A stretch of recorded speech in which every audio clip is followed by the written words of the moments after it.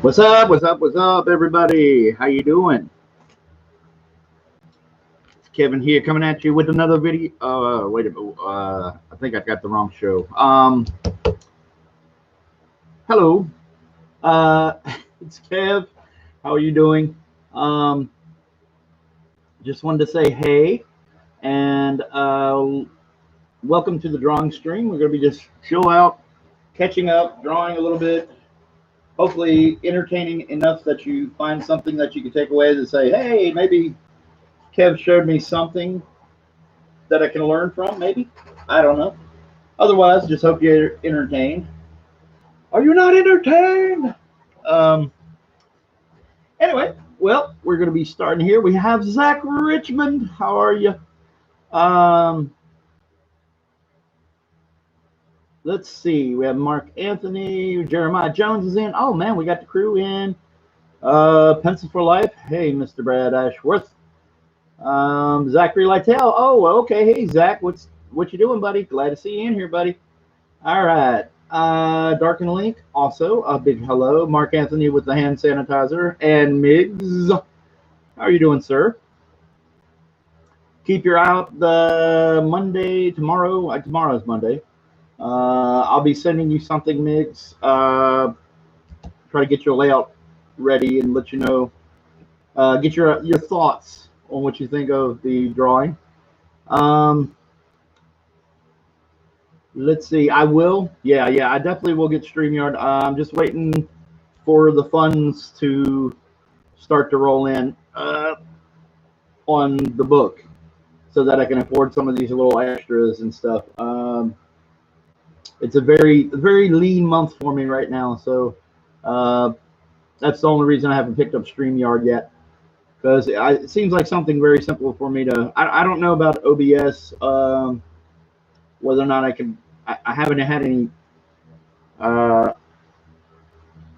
interaction with OBS, so I don't know how easy it is to use. I know the StreamYard looks pretty straightforward, pretty simple. All right, playing some Call of Duty, kicking butt. There you go. Let's see who else is in here. We had, I don't know how to pronounce this, Sistrapix. Is it kind of like the Mr. Mithopitalik kind of thing? Who else am I missing here? Okay, I think I got everybody. A big shout out to everybody that's in here right now. All right. Anyway, we're just going to do some characters, get caught up on these because we're whittling them down. I think I have about maybe 10 more after tonight's stream. I'll probably try to do at least 5 more or maybe 6 tonight. And then after then, we'll be really close to finishing all this up. Then I'll figure I'll ask you guys, do you want to see me do pages live? Kind of like how Mike is doing it, and I'll be drawing some pages. Maybe that'll work. And the camera's trying to get funky. All right, there we go. Come back to us. There we go. And oh yeah, it doesn't like that. It definitely needs something ink for it to, something black for it to focus on. Or my hand, maybe. Maybe keep my hand still. Oh. All right. Let me throw a piece of artwork in here. See if we can find something to unfuzzy that screen. We got black. We got, I don't know.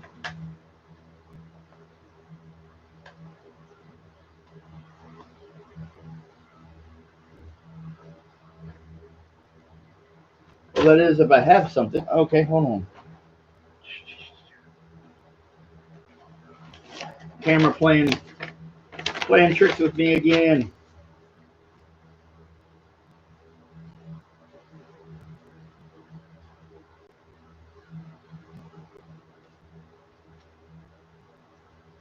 Well, I know somebody that might want to see this anyway. Charlie Chase is in. Hey, Charlie Chase, how you doing? Glad to see you in here. Mark Anthony says, need to achieve that 45K. Yeah. See if we can get that going. All right. Oh, come on, man. Is it going to be one of those days where I have to restart the stream? That would suck. All right.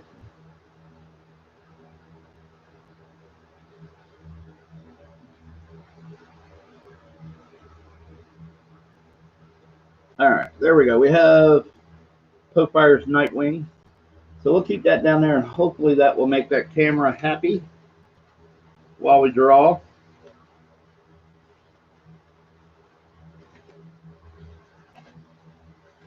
All right.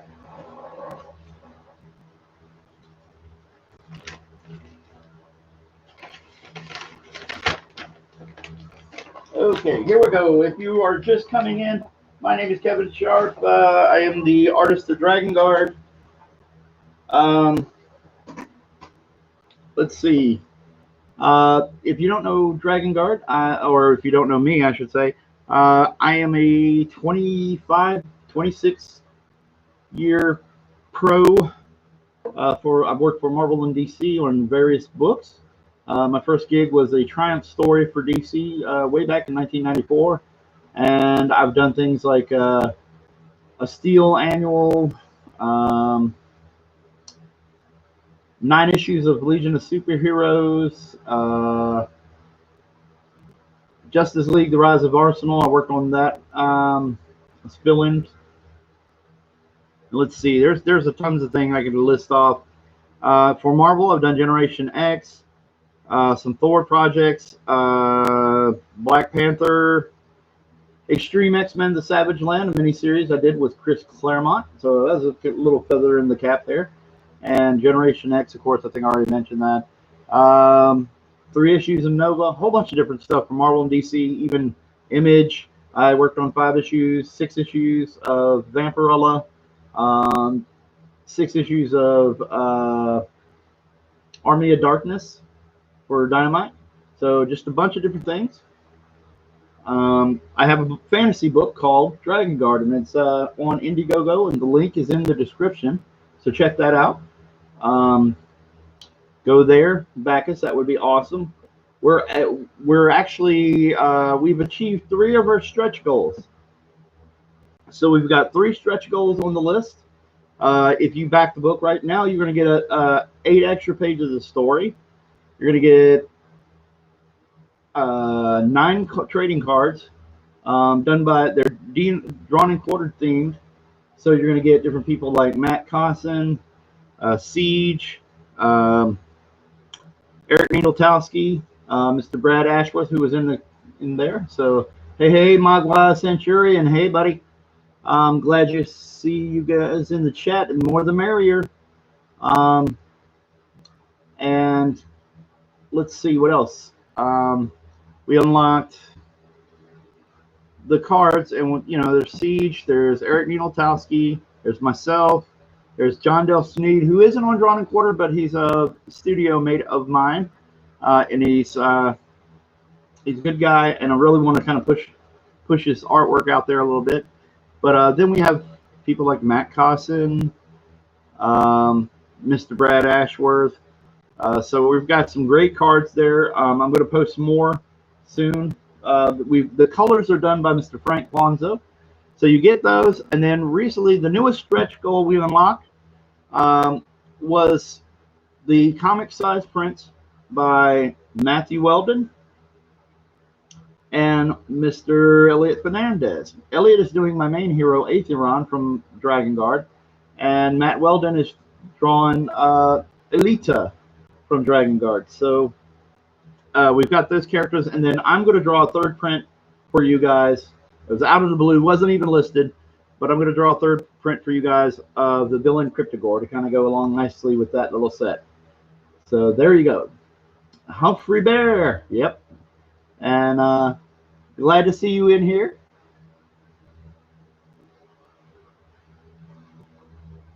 All right.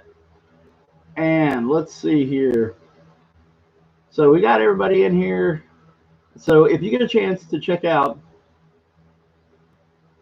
if you get a chance to check those out, go to the link. It's in the description or in my main description on when you come here. go check out Dragon Guard. All right. And here we're going to start drawing. I'm going to stop yapping and start drawing. Okay. So I'm going to look out. The first card I'm going to do is for Mr. Humphrey Bear. We're going to do a Humphrey Bear.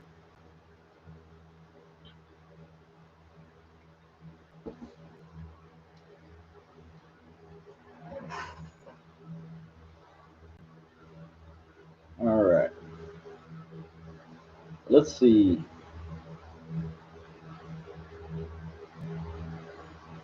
I'm looking up right now. I'm looking up just a little bit of reference.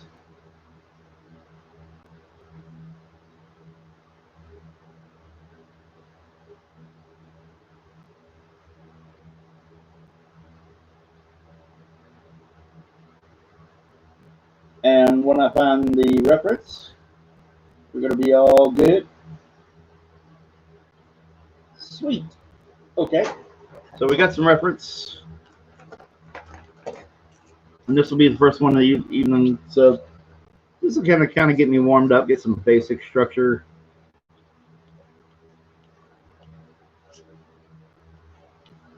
See if I can get him in here.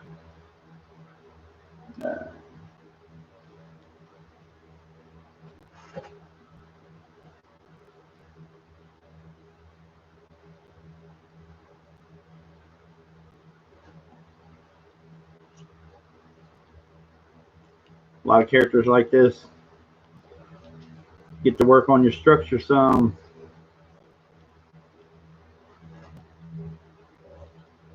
It's the thing with a lot of cartoon characters, you don't really get a sense. You don't have to go crazy on the detail. It's just how cool can you draw and work on your structure and make sure your forms have got a good solid form, you know. And every now and then, you know, trying to figure out the structures of the thought process, you know, going into drawing the characters, you know, because you want to make them look solid. You want to make them look reasonably familiar. You know, you want it to look like the character. Don't want to take too many liberties.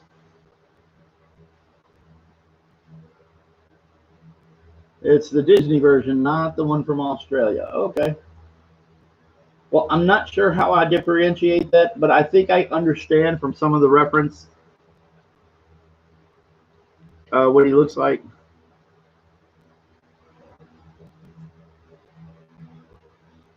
But you're more than welcome, Humphrey Bear, to point out anything I do wrong, or if he's not cute. But we're gonna give this a shot here.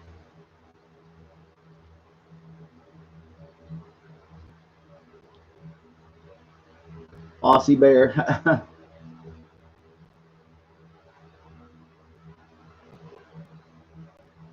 Oh, Jeremiah Jones, sorry to see that you're having some difficulty, man. I hope it corrects itself, rights itself soon.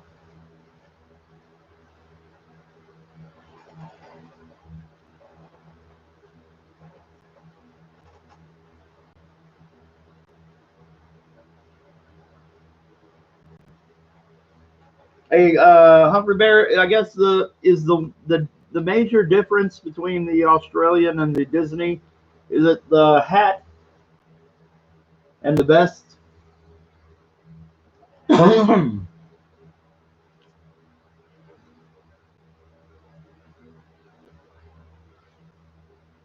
Jeremiah Jones says it's cool. It was just really excited to get back to work. I totally hear you on that one, man. It is so weird. This weekend we were able to find a restaurant that was open, and Mugwise Centurion, is there going to be an auction this coming Friday? You know, I don't know. I'm going to assume there will be. Mike tried to have one. I didn't know. I made an assumption that he wasn't going to try to do one this past weekend, the Friday night auctions, because he was doing fulfillment for his book Lone Star, which I've done cover for. and the back cover. So I'm kind of like, if you buy my cover, you get a double dose for one of the Lone Stars. Okay, Humphrey Bear says the Disney one is naked. All right, totally gotcha. All right, cool. Then I am along the right track.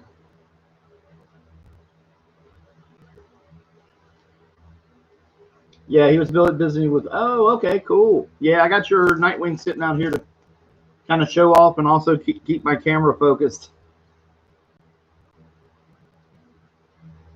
Jeremiah Jones, I wish I could have bought that back cover too. Oh, gotcha. Comics Legend says David Finch is also doing a live stream right now. Oh, okay.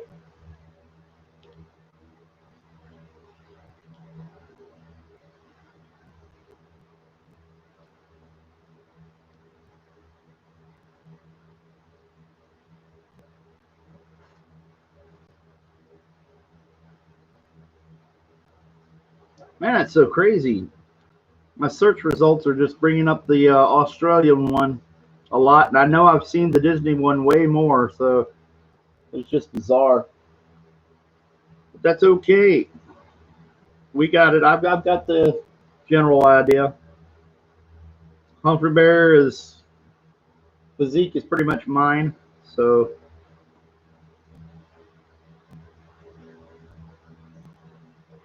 it won't be too hard to recognize this. What he looks like.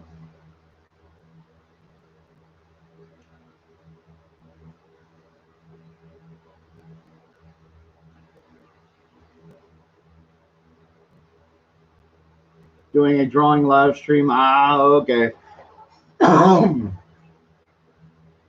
Yeah. Well, it's obvious I'm not going to compete with David Finch, but everybody that's staying with me or whatever, I appreciate you hanging in there. It takes me a little bit to get warmed up. Okay.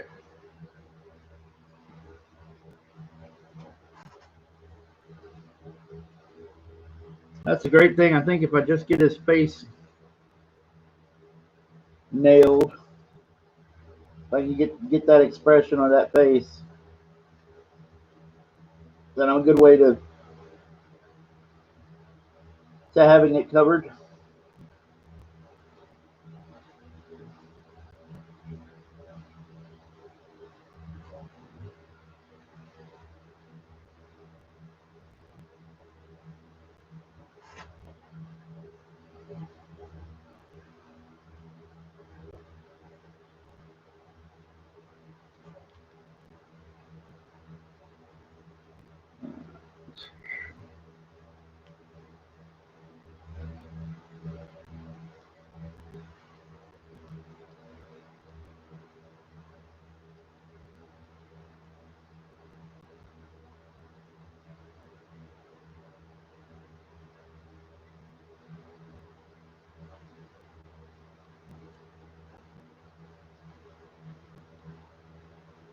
All right.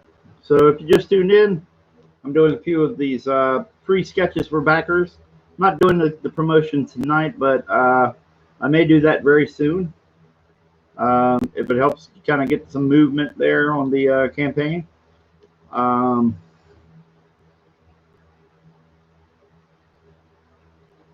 Thank you, everybody, for coming in. Popefire, now, if somebody was to come into the stream and not understand what you're talking about,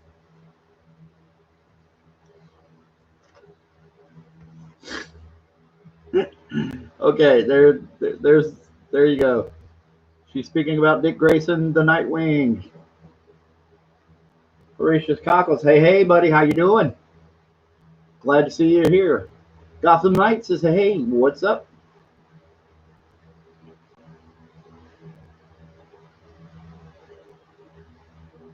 Mark Anthony says, phrasing. There you go.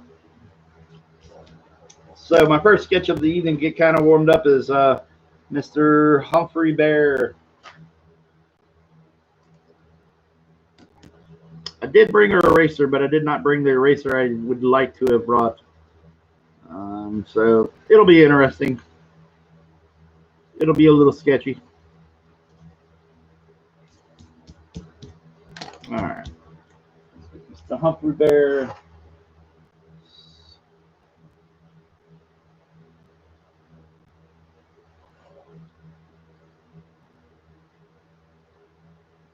All right, I'm just going to tighten up what I need to tighten up here so I can get it drawn.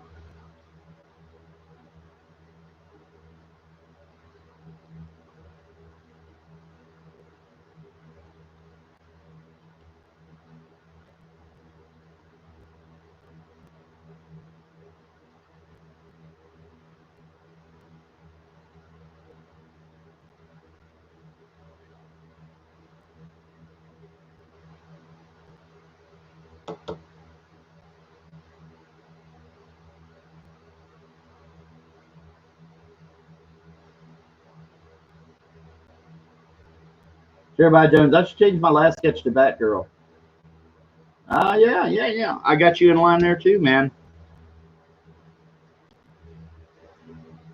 I was wondering because I had a blank one set aside for you and had your name on it, Jeremiah Jones, and I was like, did he ever tell me what he wanted? So I'm glad you're talking about it now because I couldn't remember if there was a specific one that you had already told me. Oh, no, I do know who you told me. Oh, okay, wait a minute. Yeah, that's right. Duh. Sorry for the brain fart.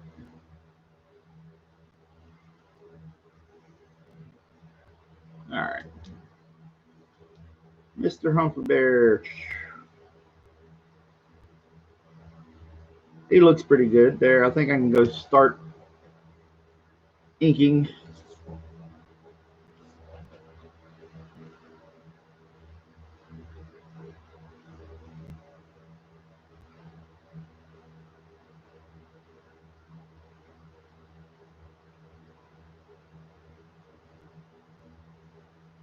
Jones does not want dabs. Okay. What?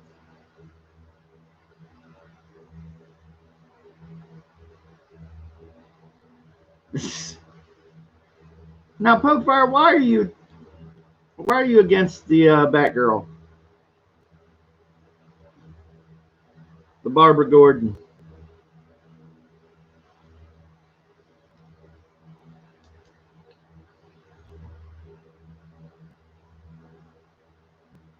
There's something I missed.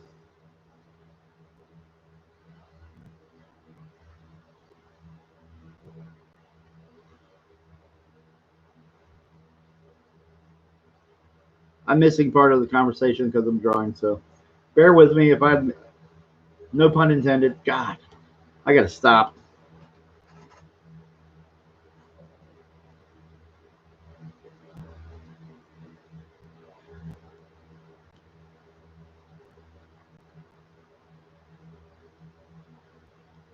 Okay. See, the thing about it is I don't have much to say while I'm drawing, and I wait for you guys to say something and I respond. But I was trying to think of topics to talk about, but since everything is so miserable right now with a lot of things going on, or miserable enough that if I talk about it, I'm going to probably get into trouble for whatever I say. So what I'm going to do is just say, hey, guys out there,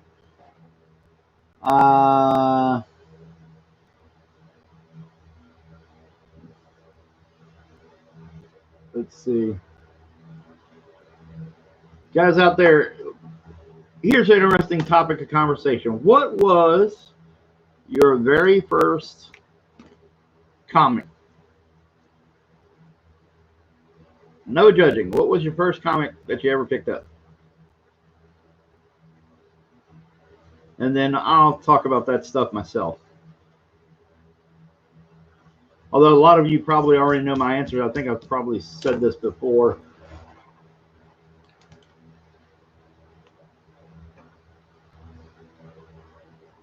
Mark Anthony, the thought police are coming for everyone. Yeah, well, there's a lot more than that when it comes to police. Yeah. It's gone farther than thought police, man, and I'm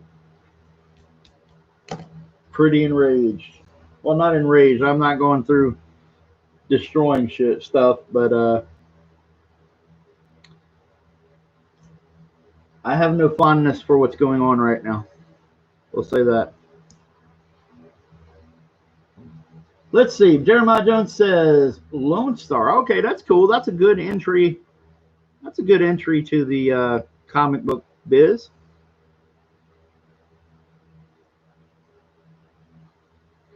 I mean, compared to what's going on with, I'll get in trouble for the clip, but damn it, I'm going to say it anyway.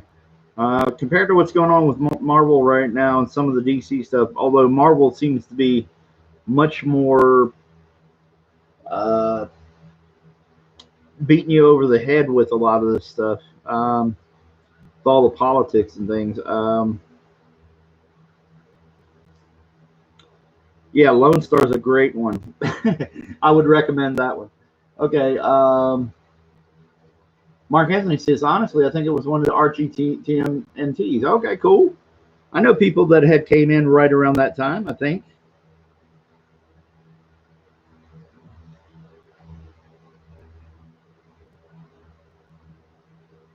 Yeah, I hear you, Mark Anthony. Yeah, exactly. Dark and Link says Tales of the Noon Teen. Tales of the Noon Teen Titans Raven. Oh, okay. New Teen Titans Judas contract. Okay. Alrighty. I have not read those, but I'm sure they are a blast. Starfire wouldn't have so many big, you know, large amounts of fans if there wasn't something cool about it. I mean, my first exposure to Teen Titans was the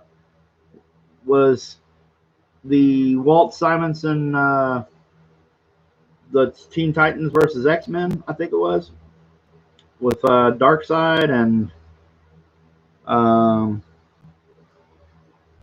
what was it? Was it Darkseid in the Anti-Monitor, or was it somebody else? Or no, it was Darkseid and Dark Phoenix. I'm sorry. There we go. Mark Anthony, child of the 80s. Mig says, most likely Uncanny X-Men during Mark Silvestri's run was my first comic. Yeah, that was pretty close for me, at least as far as picking up X-Men goes. I actually, my first X-Men books were, my very first X-Men book was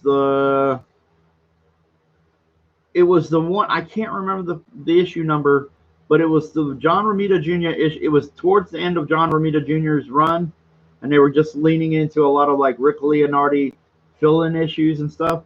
But my first issue was that one where Wolverine had just killed or had stabbed Selene of the Hellfire Club, the Black Queen, and it was the issue where it opens up and you see Kitty yelling at the reader. You know, she's actually yelling at Wolverine, but you know, she's screaming, "What have you done?" And it's got the black background, and Kitty's got the Shadowcat costume with the almost like a punk rocker look to her costume. It's a blue costume with it's got studs and not spikes, but just studs and on her jacket. And I want to say she had fishnet kind of arm bands or something like that.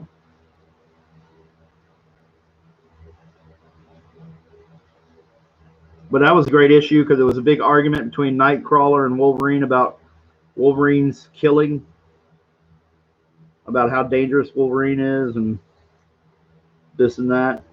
And they were mad because Wolverine no, it wasn't Wolverine stabbing Selene. It was actually Wolverine stabbing Rachel. That's what it was. Rachel Summers. He was trying to stop her from killing Selene. That's what it was. And they were mad at him for trying to save a Hellfire Club member.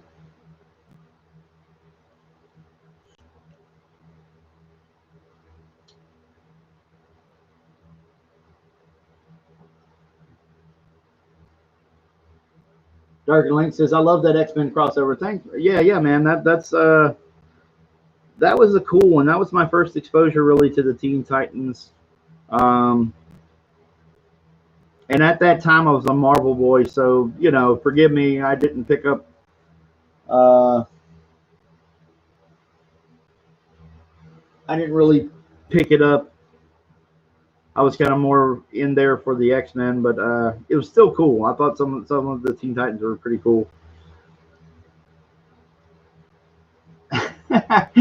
Jeremiah Jones says, "Who hasn't Wolverine stabbed?" Yeah, I know, but it was a great issue because of the fact that they were harassing him because he gave Rachel was starting to kind of come into some of her Phoenix powers, and she was there to kill Selene, and Wolverine was trying to get her to stop. It's like, hey, don't be like me, don't go down this road, kind of deal. And she was determined to kill her no matter what. And he's like, hey, so his thing was, hey, I'm going to stab her to stop her. And so the next issue is all the X-Men going, what the hell are you thinking, man? And it was a good issue. It was right before, it led right into Mutant Massacre. So if you've read Mutant Massacre, that's a pretty fun storyline. A lot of crazy stuff happening in that.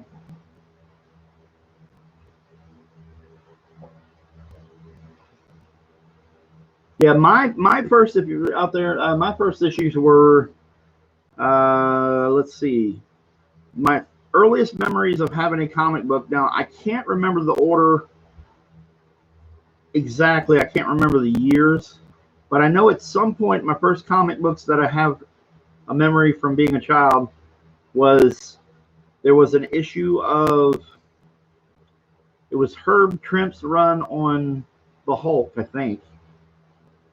Then I remember having a Captain America with the Captain America issue with the cover was Deathlock, and he was, it's that famous one with the cap in his sights of his gun. I had that one, where Deathlock is, kind of leaning up against the sewer wall. And then my other one was that I have memory of that would be close to being my first comic. I know I held on to it forever. It didn't even have a cover, and I was still reading it. Was the issue of Fantastic Four where they're in the negative zone, and it's right before they got those white costumes. Right before they got the white costume, or not the white costumes, but instead of being blue and black, they came out of the negative zone with them being blue and white.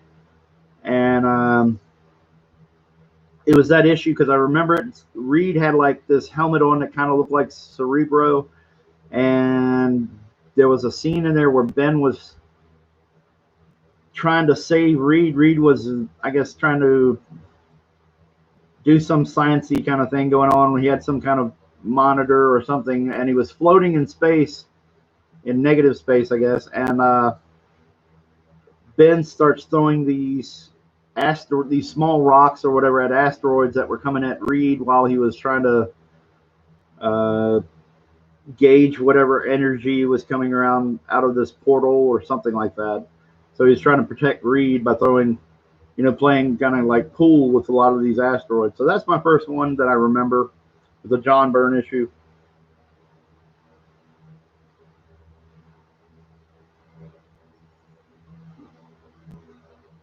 So anyway, I was just curious to know what first comic you guys had, see where your head was, what kind of led you to where you are now. I know with Jeremiah Jones, we got a good idea of where he's coming in. He's kind of a newer comic reader, and he's got some really good choices. And then now he's a big DC fan, and we try to give him some good advice on what books to read.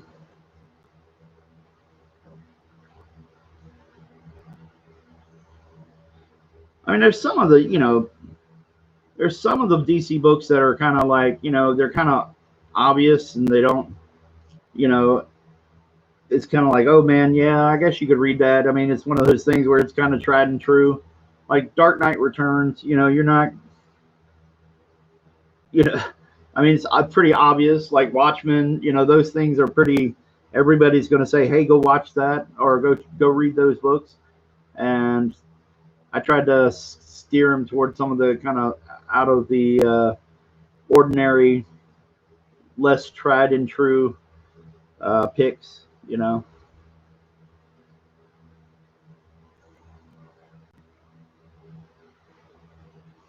Yeah, that's my problem. For me, I came into Watchmen later. All my friends and stuff, there'd be people on the school bus. There'd be these older kids in high school going, "Oh, Watchmen's the shit," and this and that, and it's great. And I never read it then. And then I came into reading Watchmen in the mid '90s. I guess I finally got a copy, and I was kind of like, "Man, this is hard to read." There's so much information and so many things where the story jumps around, and um, so it was hard to really get in there and really appreciate it. I know a lot of people probably have an easier time and love it, whatever. Um, with Alan Moore, I'm gonna be honest with you. With Alan Moore, not just his, I don't want to talk about his kind of his public, kind of hatred for comics nowadays. Not hatred, but he's basically went into the camp of calling all comics fans kind of man babies, this kind of thing. Um, but with Alan Moore stuff, I'll be honest with you, the one time, and this is very ironic considering my taste, the one time that I really, really, really enjoyed the hell out of Alan Moore's stuff was on Youngblood. He was writing Youngblood with Steve Scrose drawing it, or Steve Scrosey. I can't remember how you pronounce his last name. But Steve Scrosey also worked on Matrix storyboards, I think, if I understand that correctly. I hope I remember some of his career. But anyway, the point is that issue of I know there's an issue Youngblood where I know it'll drive crazy because it's, I'm not a big Rob Liefeld guy. So when I saw Steve drawing Youngblood, I had to give it a try. And, Alan Moore is writing, he's writing it. So obviously I got to at least give it, follow it, check it out, see what the hubbub's about, And there was a really good issue where there was some kind of fight going on, and that the Youngblood headquarters or whatever, there was a character, a speedster, monitoring the fight. And they were, the fight wasn't going very well. So the speedster was like, "Holy crap." And they did this really cool scene where the speedster basically, he's talking and he records a voice message for other members of Youngblood to say, "Hey, this is going down." And so there's a little bit of a time shift. You're actually watching the Youngblood other members playing the tape back. And as they're playing the tape back, he's saying, "Hey, I'm going out here, I'm recording this message because of so-and-so." And then you see him on the screen saving the other Youngblood members that were losing the fight. At the time, the way the panels were, how it was laid out in the book, and how the information unfolded as you read the book was brilliant. And it's probably one of my favorite pieces of comic writing I've ever read. So anyway, I'm rambling, but that issue of Youngblood was fantastic. I can't even tell you what issue it was, but I know that it was with Alan Moore and Steve Scrose drawing it, and it was Steve Scrose used to be on I want to say X-Man, I believe, for a long time. The Nate Gray X-Man. And he was coming up around the same time Adam Polino, who was doing a lot of the Apocalypse, like the Rise of Apocalypse or something like that stuff. So those guys were interesting style that were coming up in Marvel then, and I thought those were great storytellers. And but yeah, dude, yeah, it's one of the few times where I actually liked or had to pick up Youngblood, you know. And then the schedules got all messed up, so the book was coming out later and later and later. So something, went on. Nacho Ninja 6 is here. What's up? So we got 11 people in the chat. We have 14 likes. So if you want to like and share, like and share. If you have to be new here, I'm doing some sketches for backers, catching up on a few. I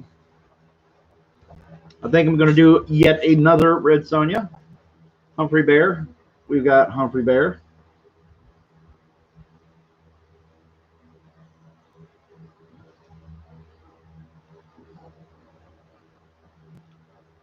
Wow, you guys are way younger than me. I'm looking at the ages in the chat. I am 40. I turned 46 in this past December, so I'm almost halfway to. Well, I'm about halfway to 47. Jeremiah Jones, I'm old at heart.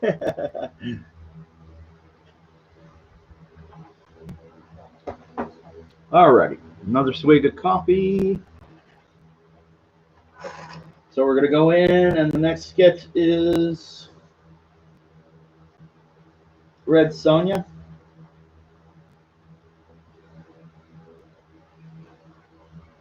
All right. I shouldn't need too much reference, but just double check. It's pretty easy.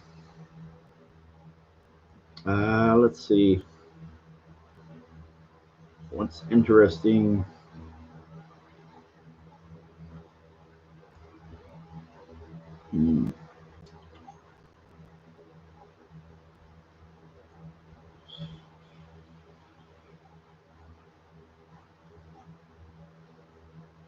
Well, it'll be a bus shot, so we'll just go there. Still kind of getting warmed up a little bit.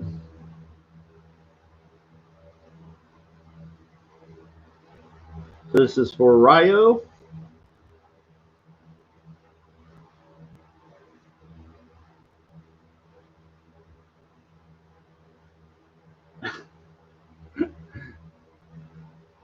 Jeremiah Jones is at a place in his life where he's like, get off my lawn. Because I'm right there with you.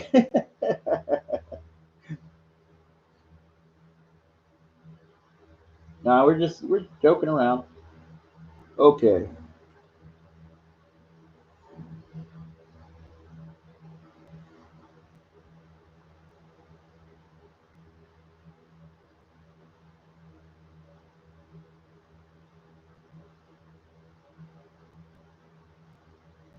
Doggone it.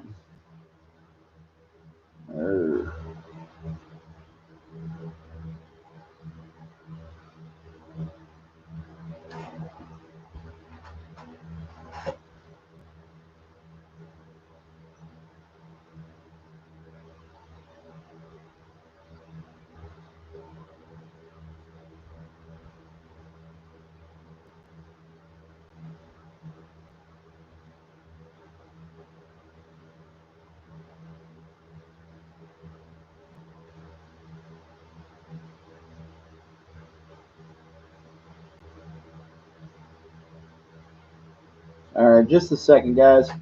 We got 9 people, 14 thumbs up. We got 9 people watching. Zach Richmond says, crazy thing is my wife's birthday is also my birthday, or vice versa. So I can't ever forget it. Yeah.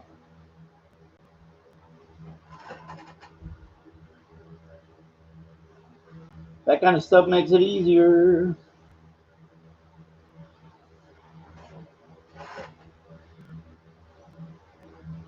Okay. Going into my iPad.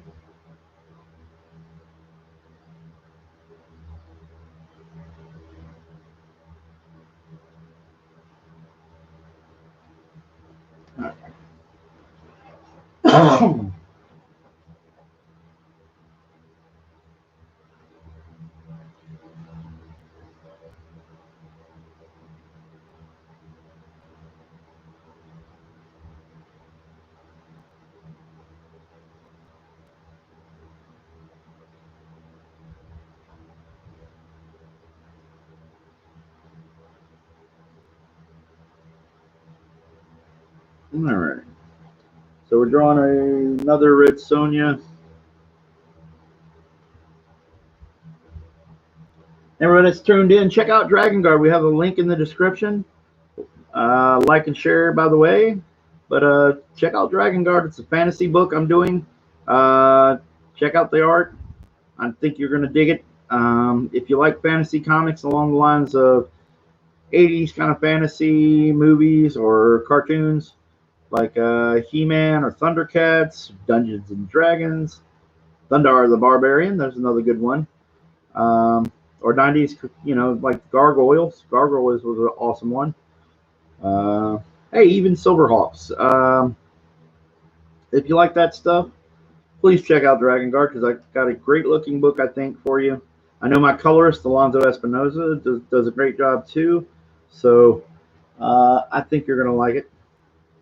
So if you're listening to me, give it a shot, Lots of perks too. There's sketch card perks. There's original art. We still got quite a bit of original art if you want to try to claim that. You get to choose. How we work the original art is when the book's done, with the pencils at least, I will send a PDF out to all the backers who got original art, and it's a first come first serve kind of deal. So the higher up the food chain when you've backed, like if you're backer number 3 or 4, then obviously you're going to get ahead of backer number 15, So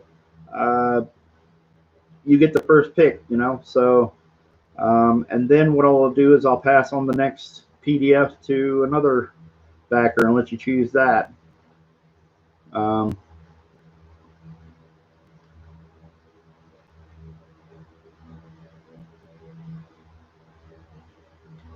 that's just a general idea how that's going to work. Jeremiah Jones, how's it going to work for those of us who back multiple pages? Well, there's 2 ways I can do it. Either I can let you go back and forth. One person picks one, then another person picks one, another person picks one, like that. Or I may go ahead and just let you pick several at a time. But I think, I'm leaning towards letting you guys pick back and forth, and I'll take your numbers out.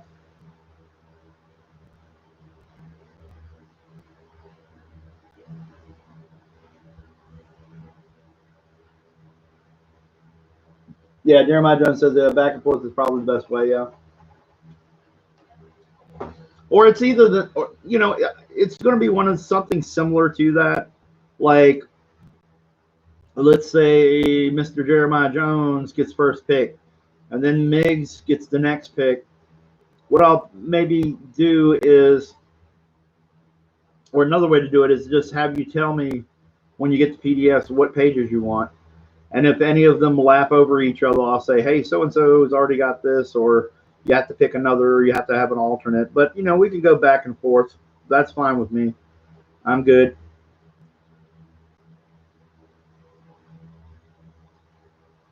So we'll get it worked out. We'll do it as fairly as possible.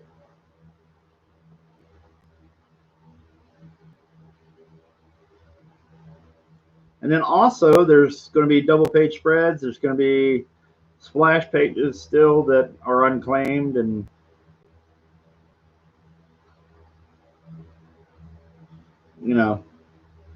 lots to choose from. Lots of options. We also, I already said sketch cards.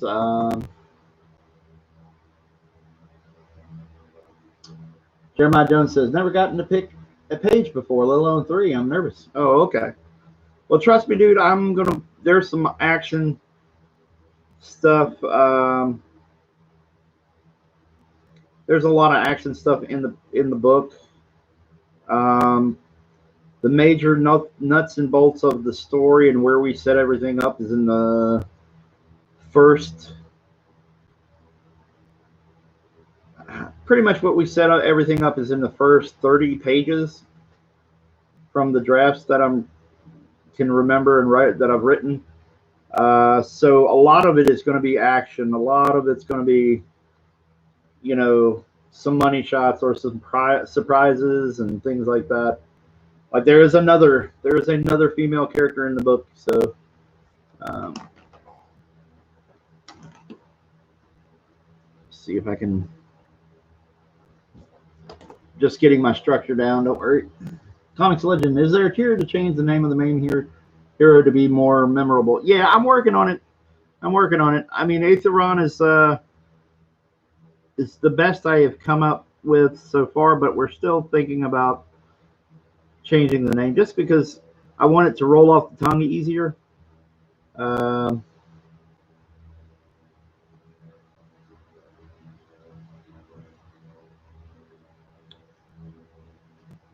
but it's got to be cool. I mean, I can't, like the problem is I can't do like anything like that's gonna sound like He-Man. So it's finding something that fits that isn't derivative, you know. So it's always tough. I mean, you can't. It's hard to reinvent the wheel or whatever. No, no, no, no, no, no, no, no, no. Don't worry about it, Jeremiah Jones. Felina's uh, is staying the same. So don't. No worries there. A lot of these are easy. It's just that a couple of them, like my main cat character, he's he's a tough one. I've got Baron Boa down. That's the snake guy. Um, so some of these, like Manator, really easy. Um, a few of them are still kind of. I'm very picky. I know everybody's probably already heard me say this, but if you're new here, Comics Legend, it's hard coming up with names that ring right to me. I'm a guitar player, so it's kind of. I know that sounds like it seems unconnected, but when you play guitar, there's when the notes aren't right or something, it, you can feel it, and that's how it is with trying to come up with a name that's cool. I struggle with it. I'm always thinking about. I got to think about it when I go to bed. I think about it when I get up in the morning, and I've tried a bunch of different name uh, things to figure out how to choose a name and figure what looks right, sounds right for the character.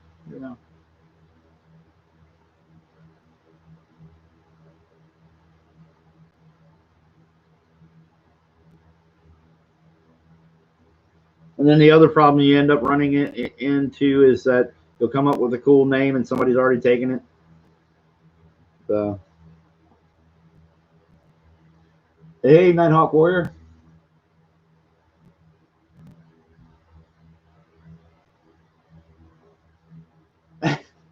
And Mark Anthony's taking just a little dig at Jeremiah Jones. A little friendly dig at Jeremiah Jones there. Um, yeah, but we're just sitting here chilling. And for whatever reason, the door's closed. I'll be right back.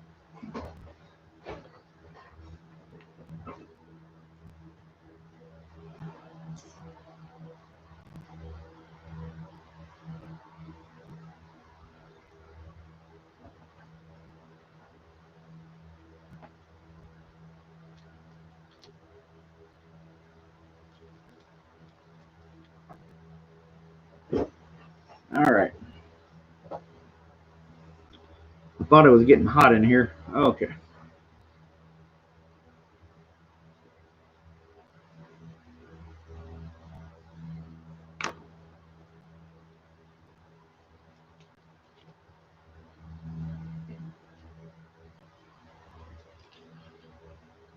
And Zombie Kebab has peeked in here too. Sweet. Nighthawk Warrior says, "What are you drawing, Kevin?" Right now, I'm drawing Red Sonja. That is for Mr. Rio.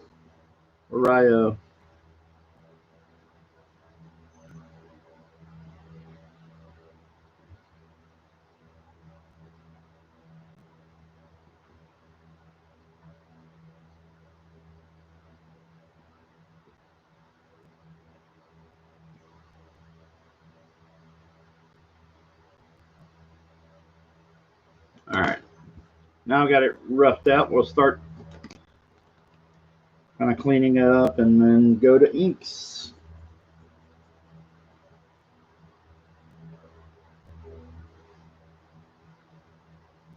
Gary, oh, Comics Legend says, Kevin, who would win in an arm wrestling contest? You or Gary Shipman?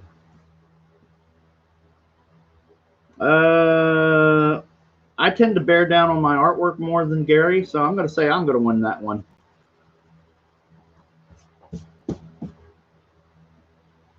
Unless Gary's bigger, taller than me, I'm going to win that one. I'm pretty sure.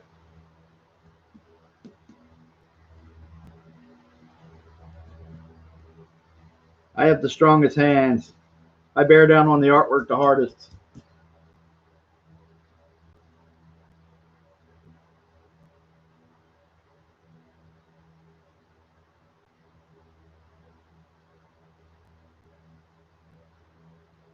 All right, let's see.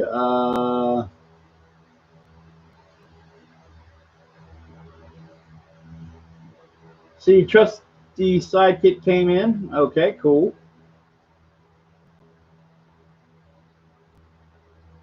Oh, there we go. Everybody's got zombie emojis now. Yay! All right.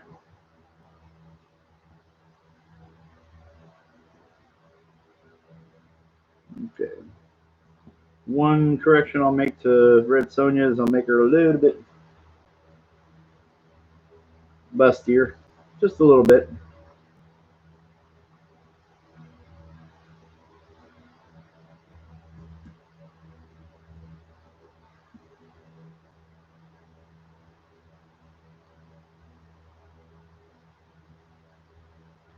And Mark Anthony's with the looks to be a dragon and a hand sanitizer.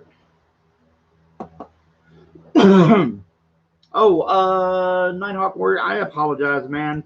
I'm sorry. There's been a lot going on at Casa de Sharp there, and I have been a little slow getting back to people on some of the messages.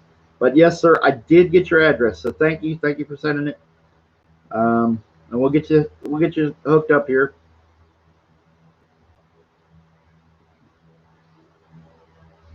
This week we'll be mailing some sketches out to people.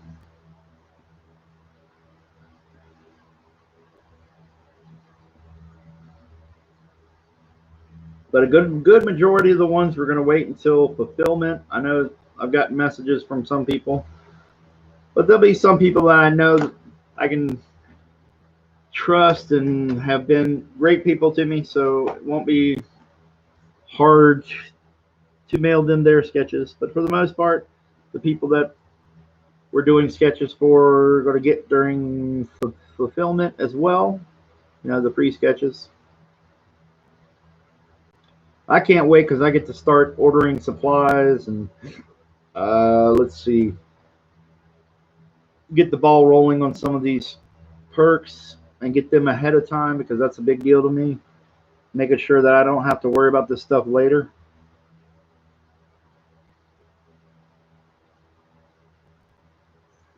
Because a lot of the artwork is already finished and I don't, you know, I can kind of, you know, like the trading cards and the prints and things like that. The art's already finished, so I can get a jump on all you guys' perks and whatnot as far as getting it printed and ready to fulfill, you know.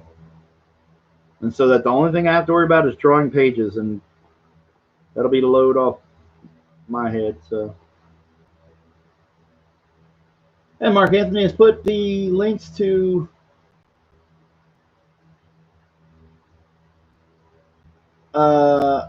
let's see, he put the links to the book in the chat, so you guys can go ahead and click on that directly.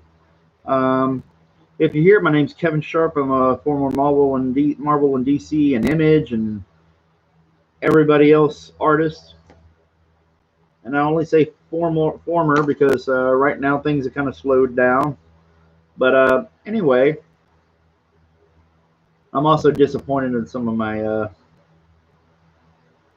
some of the people I look up to or big fans of. And We won't get into that. But anyway, I shouldn't talk about this stuff. Anyway, um, if you're checking us out, I am a former Marvel and DC artist. I'm doing a fantasy comic book, kind of in the vein of, or kind of a love letter to like the '80s cartoons of like He-Man, Thundercats, Thundar the Barbarian. If you remember Thundar, Dungeons and Dragons, that was a pretty cool one too. Um, and I'm just a fan of all that stuff. So I was inspired to do that. It plays to my strengths. Um, we're kind of all kind of a mosh of our influences and stuff, and I think that's when I draw that type of stuff. I think it's the best.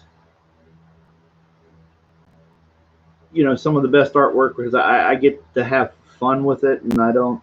The great thing that I'm finding with some of these pages where it used to scare me when I was younger was trying to have to create my own things, or I always wanted to be a Marvel guy, so I didn't really worry about being a creator of any sorts, and it always kind of intimidated me. But there's ideas floating in my head, and I know what plays to my strengths. So I said, well, the hell with it. I'm going to go ahead and do something that fits in with those genre. The He-Man, the Thundercats, the '80s cartoon fun stuff, and it's just me taking advantage of what plays to my strengths. And I'm not looking to save the world with my comic. I'm not going to write a masterpiece. I mean, there's time for that later if I ever feel like it, to try to aspire to do something like that. But I think this will be something that I think you guys will really dig, and it'll be something I will especially dig drawing because, nobody really gave me a chance. A lot of the editors passed me up. I had some editors agree to have me do some of that stuff, He-Man and other things, and then people back out, change plans, whatever, and I never got my shot. So, and there were some spiteful people. I won't get into it too much, but some spiteful people that decided to cut me off at the knees for some of the work that I was supposed to do, and got a chance to do. So it came to a head last August, and I finally said, screw it. I'm not going to let this person keep me from realizing my potential of what I could do with this stuff, and I was going to show them. And that's where my head was. So there you go. That's where Dragon Guard came from. And if you check it out, there's a description under the story tab in the Indiegogo campaign. You can check that out. I would read you a pitch. I'd give you a pitch, but that's the best pitch I can do right now while I'm drawing in real time here.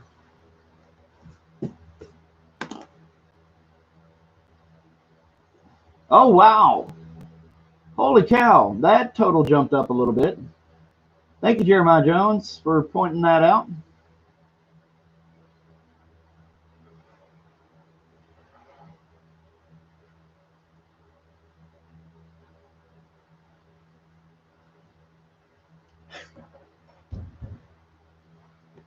Thank you, Mark Anthony. Thank you, brother. I'm glad that you love the book that much that you want those pages. Thank you, dude.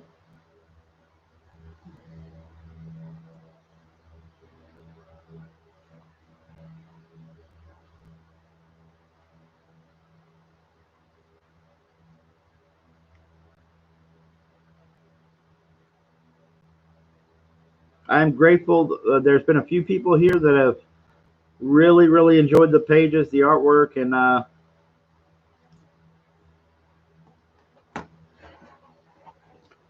and we're lucky. And I want to bring more people in here, so everybody share, like, and share on the chat.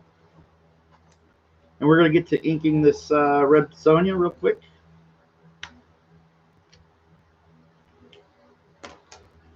As soon as I can find my inking stuff, find a good pen, good good pen to use here.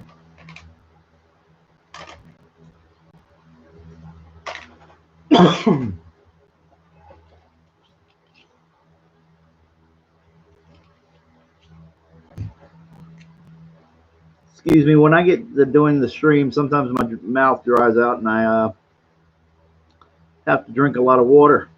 A lot of water.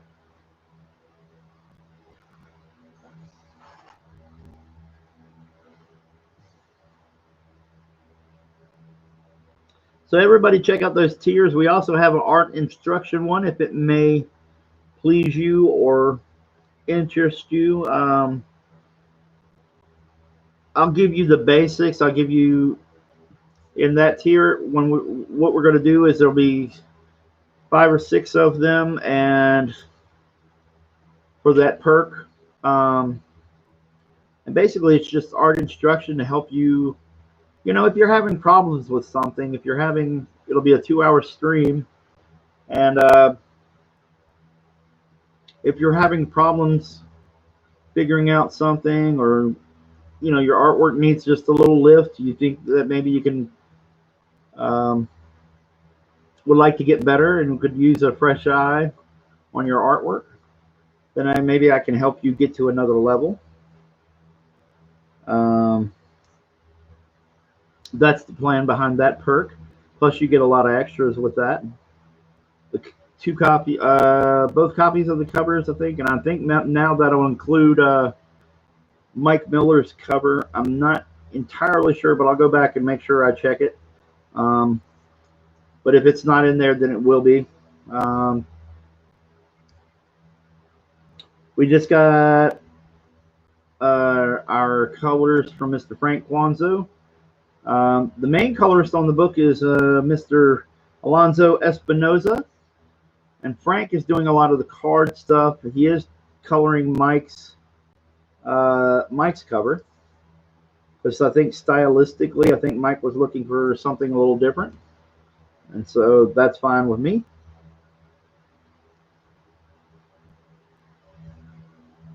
So we got a nice variety to choose from. I think Frank is just doing some killer stuff. I'll show tomorrow. I think I'll post another one of my cards that Frank colored. It might be one that Mark Anthony has, I'm thinking.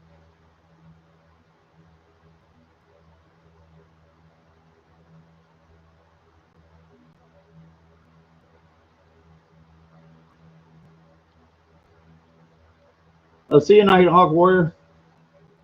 Oh, you're still here. Okay.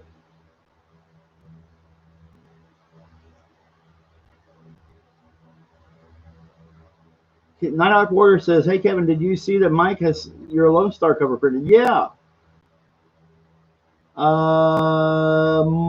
Mike, yeah, he got his books in, and one of the covers is me. And the great thing about that is my cover actually has the front and back. It's my artwork, which was really cool. I didn't know about, I didn't realize when Mike had them printed that he was going to put it, the other Lone Star, the classic Lone Star, on the back of it. So I did a piece, just for the hell of it. I didn't know a lot about it. I didn't have any copies of the book, so I didn't know what to do. I didn't know about the huge reveal about the classic Lone Star. You guys will find out if you haven't already read it. But, so when I drew it, I didn't know much about it. I just knew that I thought the costume for classic Lone Star was pretty badass.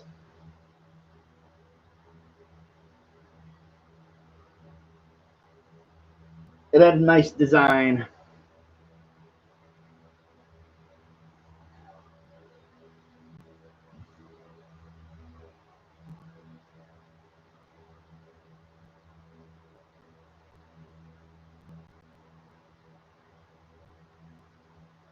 All right. Mark Anthony says, totally not a loaded question. Jeremiah Jones, classic Lone Star reveal changes everything. Yeah, yeah.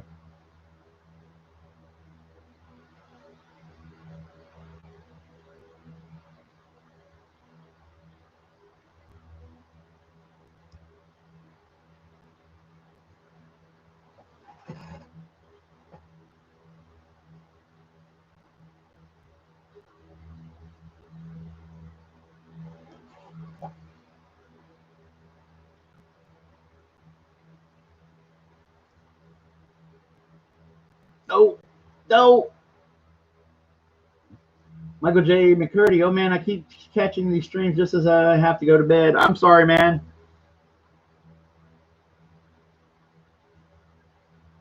I actually have yours. I think yours is the one of the stack that I'm going to try to draw tonight. Maybe. Because I have like 5 or 6 of them that I'm going to try to draw tonight. Mark Anthony, I apologize if I said something wrong. Or if I said too much. I guess that's probably the best way to say it. I apologize if I said too much.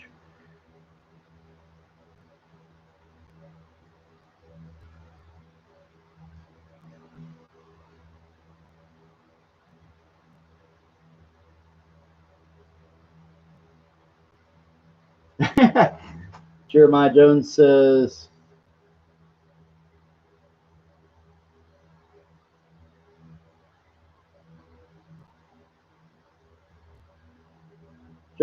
says, Mike needs to shelve that Trump book and get on Lone Star 3. I want to know what happens. Yeah, I know, man. I hear that. I know what you're saying. Well, luckily that's all done, though. I think all of that is done. So he's, he can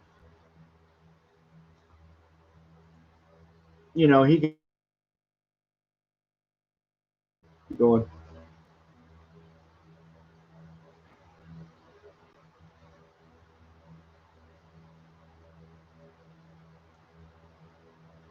We got 15 people in. We got 18 likes. Thank you, everybody. If you get a chance to check out Dragon Guard, I hope you do. We've got a really great book, I think, and really eye-catching. I hope you guys will check it out. I think Alonzo's doing some great colors. I'm doing the best artwork of my career. I think I could say that objectively.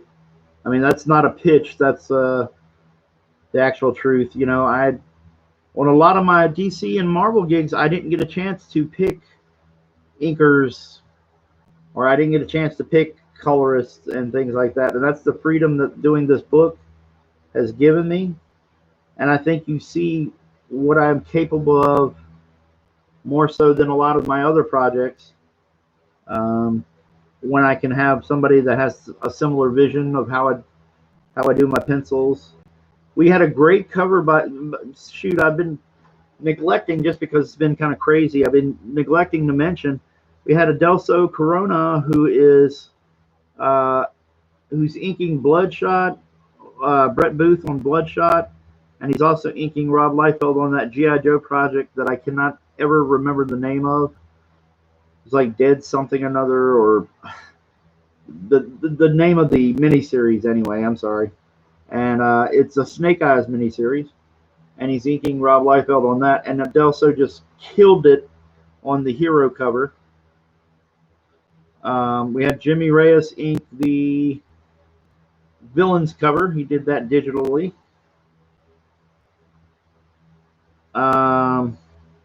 We actually did a live stream together where he was working on some of that stuff. So check out Jimmy Reyes. He's got a channel on YouTube. Give a shout out to Jimmy and Comic Book Bob, as well as Adelso Corona. And so there is some absolutely, I'm lucky there's some wonderful talents that have helped me out and try to throw a little something, artwork my way to kind of boost this book. Elliot Fernandez's artwork is amazing on that Aetheron pinup. And let me see. Matthew Weldon, he did a fantastic Alita. She's jumping with the sword, and it's really cool. And so we've got a lot of cool stuff. He actually gave me some other. I just got to figure out what else to use it for. So Weldon is just a kind man. Same thing with Elliot. They didn't have to donate some of their pieces, and they did. So Anyway.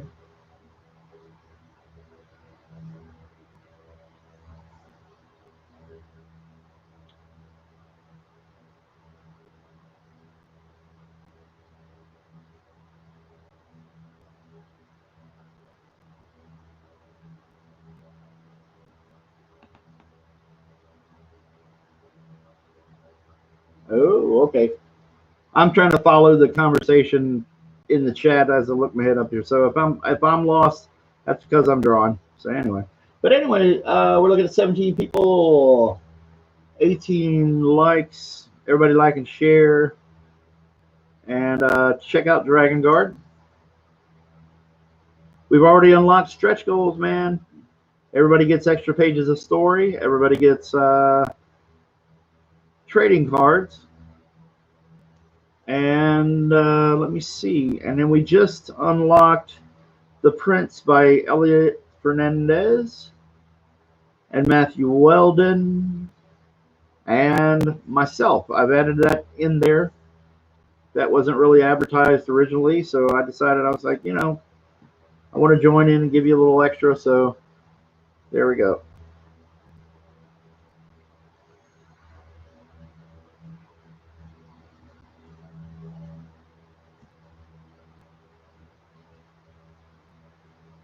Yes, yes.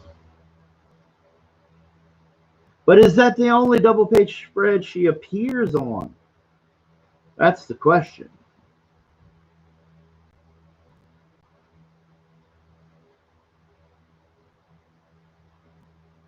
I have to be careful though. I don't want to tease people too much there. Not delivering, you know what I'm saying? Goofing around.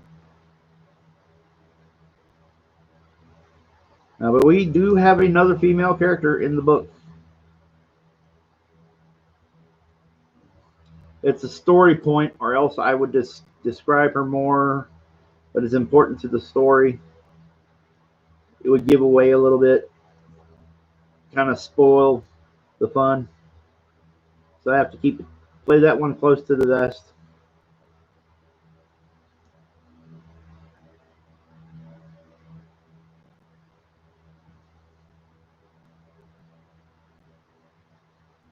My Dark Warrior, nice Red Sonia, Kevin. Thank you, sir. Magua Centurion, thank you, man. Appreciate it.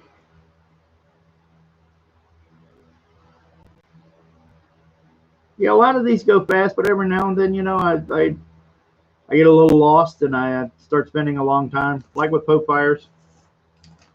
Start spending a longer time on the sketches.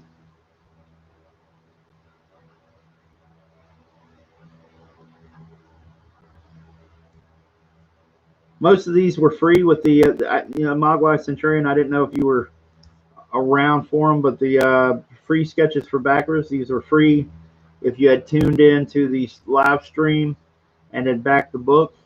And then the offer was, hey, you get a free sketch, and the free, you know, these are free sketches, so they're not going to be like super finished pieces by any stretch of the imagination, but they're, you know,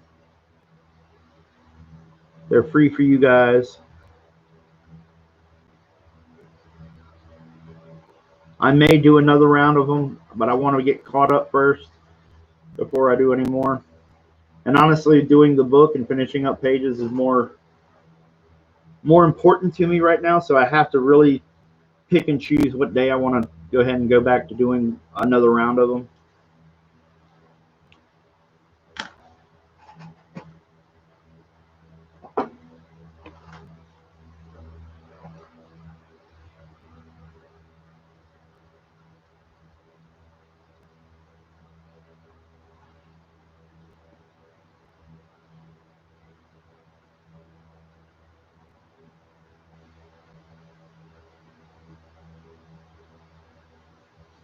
Mark Anthony says, or Jeremiah Jones says, wonder what splash page I back.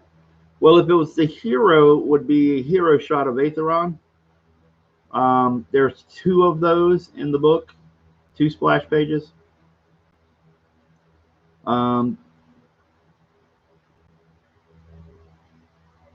There's a I'll shut up. I'll shut up. I'll shut up.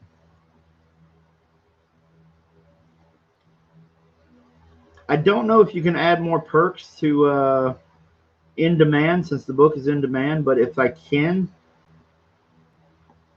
I will try to make it more. I'll try to get you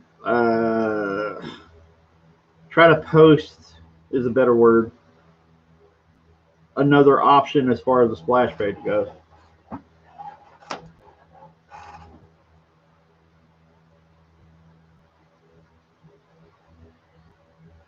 Because there's so much action. There's uh, like the second half of the book is you kind of, well, the first half of the book you get thrown into a specific set of circumstances, and then that becomes action later in the second half of the first 30 pages. But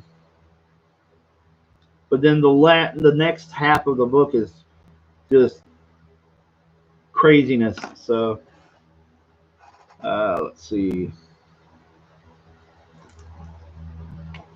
And we'll be going on to another sketch here shortly.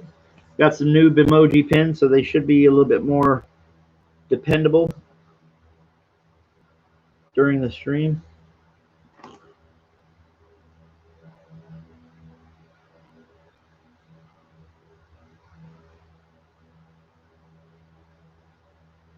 Yeah.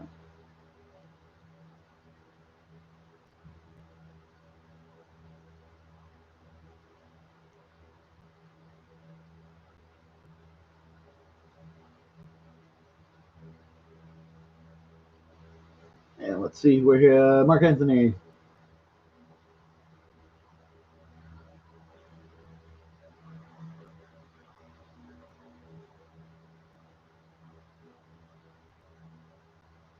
Mark Anthony says, Kevin Sharp, I think Gary does that a lot. Adds perks in demand. Oh, okay. Yeah, okay, cool.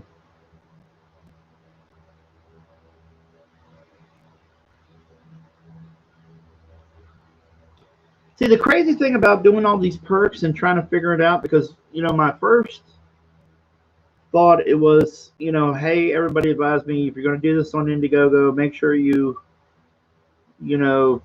keep it simple. Start out, keep it simple. Don't get too crazy. And so that's been my mantra for the whole campaign. But everything I add to it, or anytime I try to think what I'm, if I'm adding something that's simple and manageable, it always bites me, because I always get questions, or there's some kind of new thing that I did not think about, or just somehow missed it. It becomes a lot more complex, either overthought or more complex doing the perks. So I'm always rethinking, what, how simple is this? How easy is it to, is it, have I thought about, the most simple shipping, the most simple, a lot of other things that are involved in, man, like I said, everybody's thinking, they go to buy their stuff and they're kind of like, hey, what about this? And why can't I add this? And so I'm trying to be fluid about it and think on my feet and try to make it as simple as I can for you. Even when I think I'm being simple, it always, somehow there's something kind of new wrinkle where it's like, hey, did you think about this? Or why isn't this? And, that kind of thing.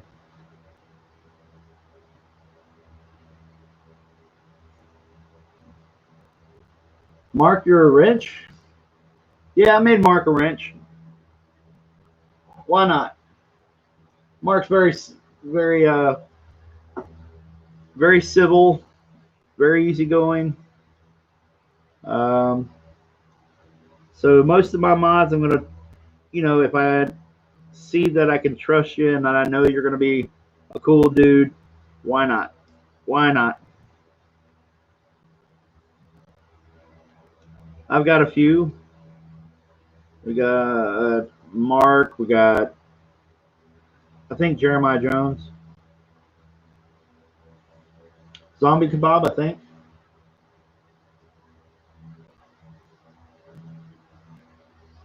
The only artist channel I'm on that I don't have a wrench is Doug Knaples' channel. Oh, okay, cool.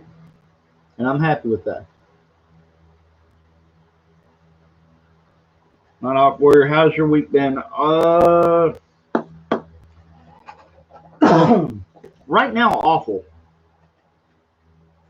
Being honest, it is not great right now. So, and it's basically just down to my health. I'm still having problems with my sciatica pain. And what that does is I've got it, there's a nerve in your back that runs down both of your legs. And when you get older, you start to have, depending on if you have an injury or whatever, these little things come at you. But basically, the sciatica nerve runs down your back and then back of your leg down to your calf. And mine has been aggravated to the point where I can't sit down for long stretches without being in pain. I can't stand up for long stretches. I can't walk for long stretches. Like, it is very tough to do anything because everything you do makes your leg pain worse, you know? It's like having a headache running through your leg that won't let up. Or a cramp. That's probably closer. It feels like a cramp that won't let up. That's probably closer to what the feeling is. And so it's been really tough. It's like I'm trying to do stretches and try to walk and try to work it out. I've read somebody commented on my channel about these videos from these physical therapists about how to fix that pain. And I've been doing some of their stretches and doing some of that stuff, and it has actually helped. I'm able to get by and walk and do things a little better. And most of that pain is going away. It's been the last couple of days that it's starting to actually show some signs of letting up. But I still have to take my meds. They're not narcotic pain meds, but they're some kind of, I don't even know what they are. The doctor didn't, or when I got my prescription, they didn't clarify what exactly what it was. Just other than it's not a narcotic painkiller. But and then I also have a high grade gosh,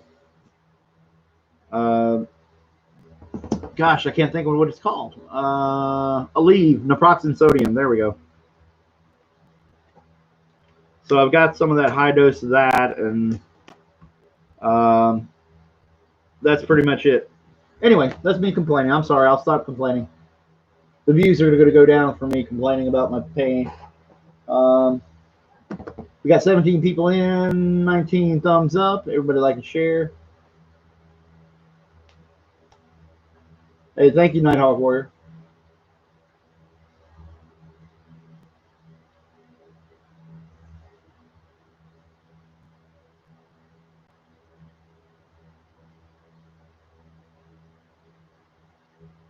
All right, Nighthawk Warrior says, anyway, I'm falling asleep due to being late too long. Today I have a nice live stream. Oh, okay, thank you, Nighthawk Warrior. Thank you for coming in, buddy.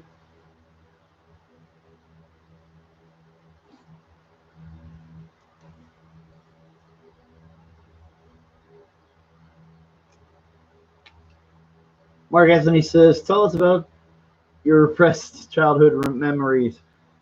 I don't think I have any. Well, there's a little bit of traumatic memories. My folks, I won't get into it, but anyway, there's a few, but I don't really let that stuff bog me down. And I know you were joking, by the way.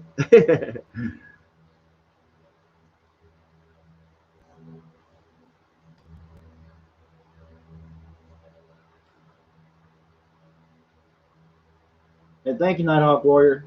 Appreciate it, buddy.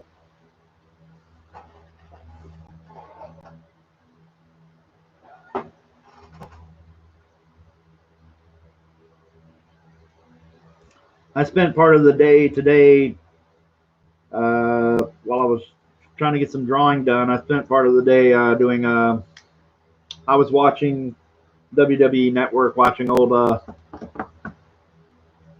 old pay-per-views and things like that with had Goldberg on it, or episodes of WWE or WCW Nitro.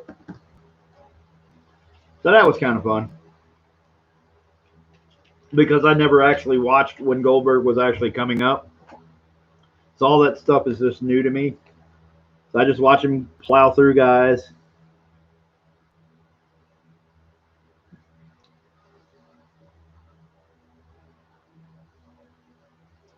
Yeah, when I was a kid, my dad he isn't into it anymore. Two things my dad used to really watch a lot was NWA wrestling back when it used to come on and on Saturdays, and then later became WCW. But before it was really big time WCW, it was just it was a smaller promotion at the time. So anyway, I was a big fan when I was a kid, dude. The four main wrestlers that I liked watching when I was a kid was Dusty. There was the Road Warriors. Road Warriors were mainly that was all I cared about. Watching the fights with the Road Warriors and the Russians were really awesome. Ivan and Nikita Koloff. I like, dude, the Road Warriors when they came to the ring to Iron Man. That's all it took, man. They were like real life superheroes kind of deal, or supervillains, depending on how pissed off they sounded for the week or whatever. And Sting back when he was Blonde Surfer Boy. It was great. I actually got to meet Sting at one of the matches. One of the shows in Richmond when I was a kid, and that dude's hand engulfed my hand. It was like a gigantic paw, man, and he shook my hand, and it was like, I guess me being a kid, obviously the size is different, but dude shook my hand and just was like encompassing my whole hand. He's a big guy, and I got to see the Road Warriors live then. So there's like four people. There's Dusty, the Road Warriors, and then it was Sting. So I kind of dug that, and then I got out of wrestling, didn't care about it, and then I happened to go over one night to my friends. I lived in a college town, and my friends were all hanging out. They'd have it's like every week whenever there's wrestling, there was at least 5 or 6 dudes over there and their girlfriends and stuff, and they were watching wrestling. And I was like, what the hell, man? Are you guys grown out of wrestling or not? And I happened to catch The Rock, and that was it. I was like, I'm back into wrestling now. Dude made me laugh so hard. I was like, dude, I didn't know there were people that could, were good on the mic like this. And that was it. I became a fan of The Rock's, and then, but generally I kind of gravitated towards guys like the Road Warriors. I think that's why I like Goldberg so much, that his style, I like the guys that just rush in and whip ass and then, they're done, the guys that make it look good. And RVD, there's an honorable mention for RVD because that dude's amazing.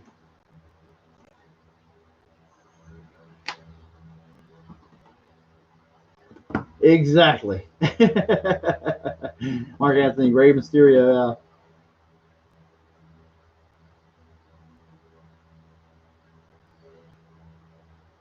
Yeah, Mark Anthony says, haven't bothered with WWE in years. Yeah, the WWE network worth it. Here's the problem. Like, it is, if you want to go back and watch all the old stuff and enjoy it. I'm not a fan of the newer stuff, but the problem becomes, like, you go back and watch the old stuff, but recently to get people to come in, I think this past week, they made most of the content free. So, like, if you go in there and get the app, like on your Xbox or something, you want to watch it on TV as opposed to watching it on a computer, you can do that too. But if you watch it on a thing, you can get most of that stuff for free, as I understand it. And so it kind of makes paying for the network kind of weird, almost redundant.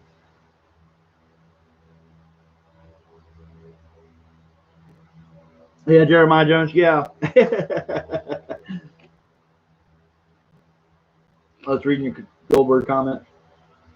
But yeah, I mean, right now, I mean, it's a great time if you want to check it out. because it has all that old WCW stuff. It has a lot of the old Attitude Era stuff, Mark Anthony, like that. You know, like with Stone Cold, Kane, Triple H, Undertaker, Kurt Angle. You know, all that good stuff. I was a big fan. I was watching. I started watching it back with The Rock, like right around WrestleMania 17. That was the big heel turn for Stone Cold, and it led into the Invasion story angle and all that stuff where they had bought WCW and brought in some of the talent. I'd watched that. I like Chris Jericho every now and then too. Let's see. It depends. I like him less as a heel.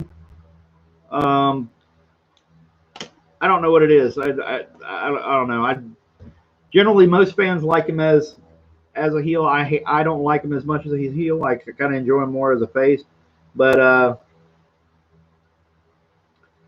anyway, so I just started watching that stuff, being able to catch up on some of that older WCW, like 1997, 1998, when Goldberg's run was there. I know I hated the NWO stuff. I was just like, I had the same problem with the NWO stuff that Big Show, when he was working there, and he later says it in a lot of the videos, is like, Jesus, every time you looked around, everybody was NWO, you know? It's like, uh, you know, the roster was so full of NWO people that it didn't make any sense. Where were your opponents at? Because everybody was NWO, you know? And that was kind of my problem. I hated that angle for that. So I didn't watch a lot of that stuff. So I'm kind of coming back and catching some of it, you know.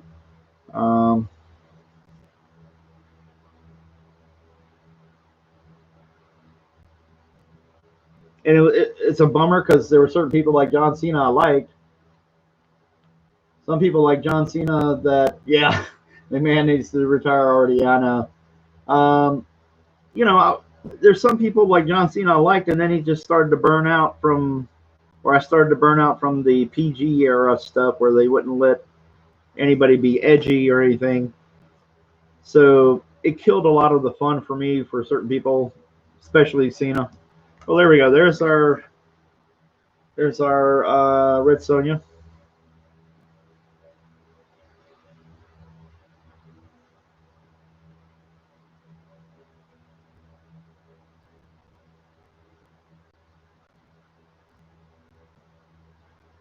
But yeah, if you're looking to peruse some of that old content, there's a lot of that stuff up on the WWE network. And if you have any kind of device that handles it, like a Roku or like a Xbox Live or maybe PlayStation, I'm assuming they would maybe put it on PlayStation.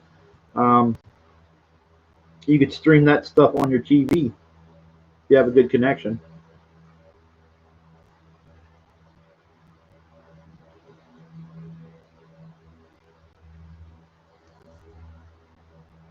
So it wasn't until like into my mid 30s before I got back into anything wrestling related, because I gravitated towards other things by that time.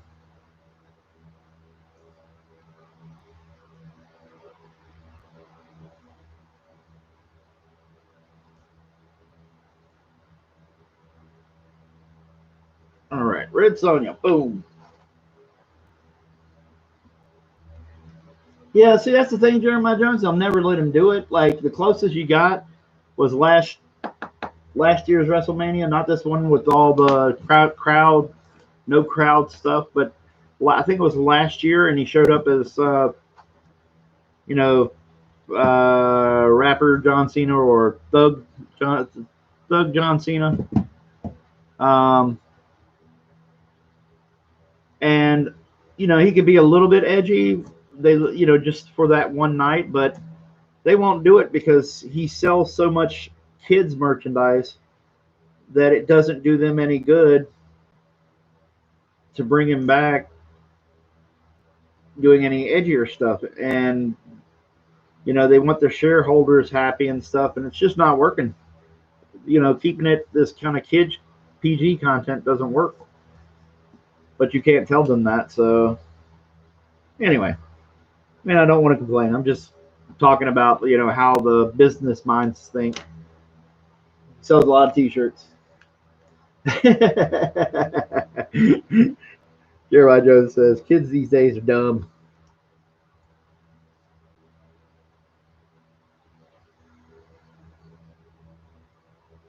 Yeah, well, there's a whole other train of thought about that whole thing. So, anyway, let me sign this.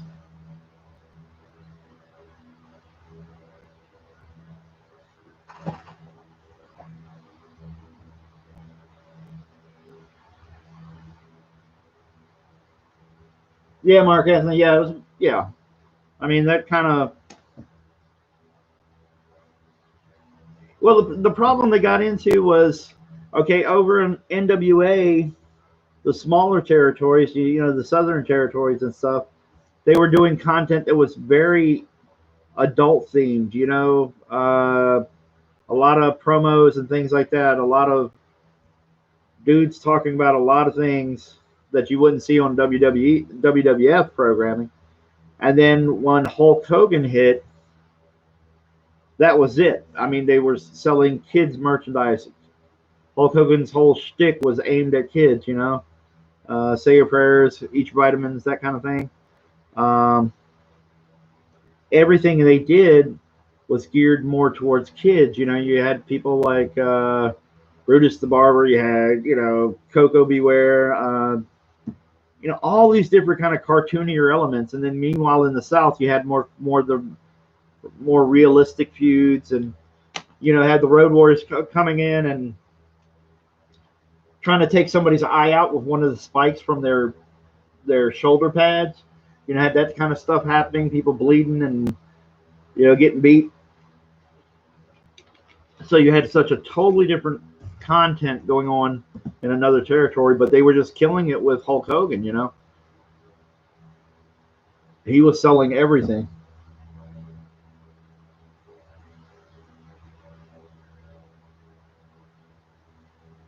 Yeah, Jeremiah Jones, I hear you.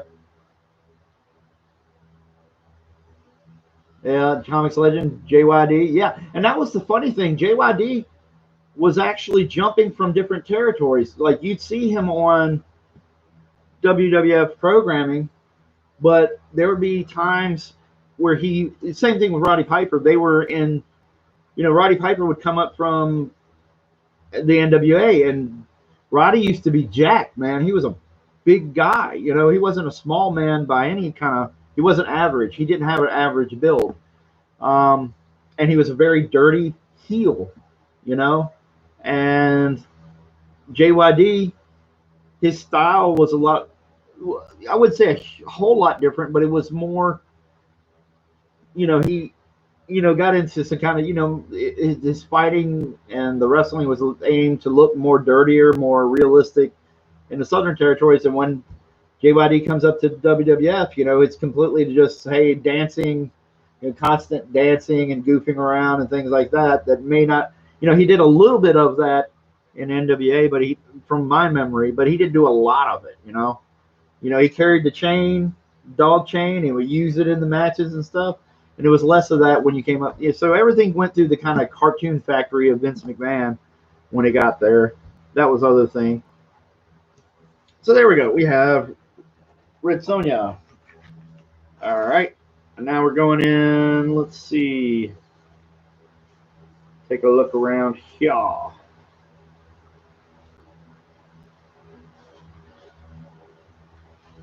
We're going to do Risey Lee. Is Captain Boomerang. We're going to just jump into that one real quick.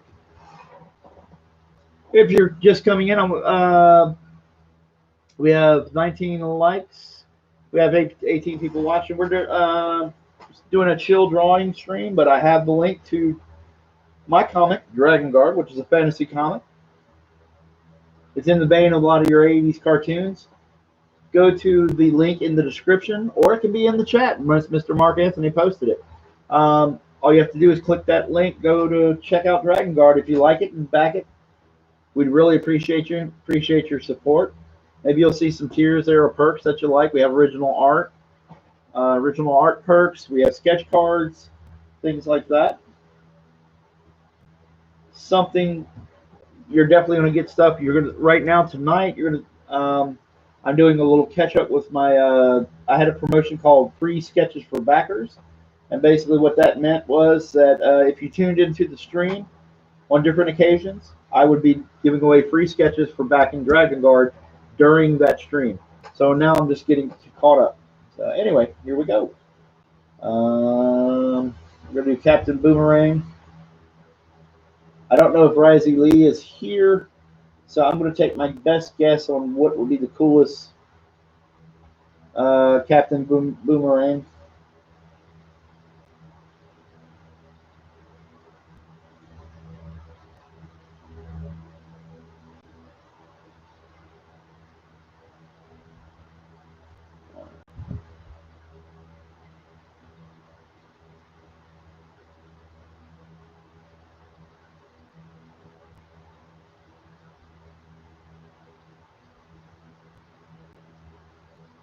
So bear with me just for a second. I'm trying to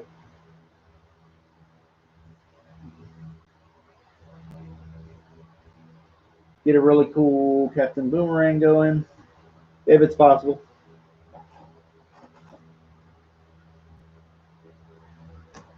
All right.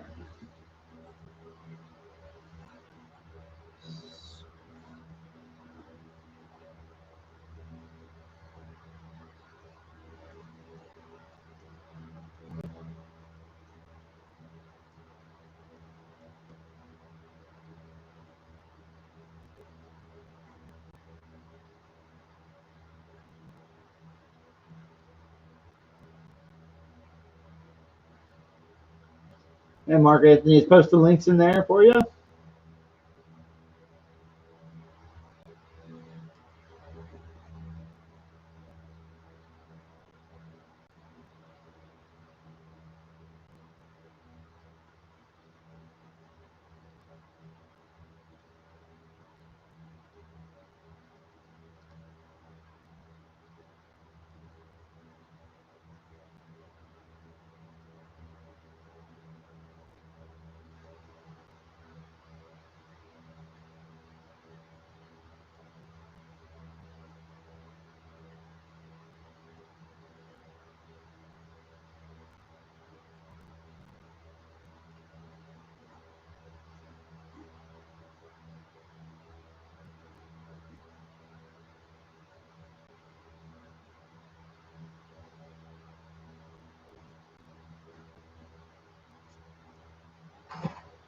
Okay, and if you're just checking in, we're doing Captain Boomerang. Pretty quick sketch here. Captain Boomerang.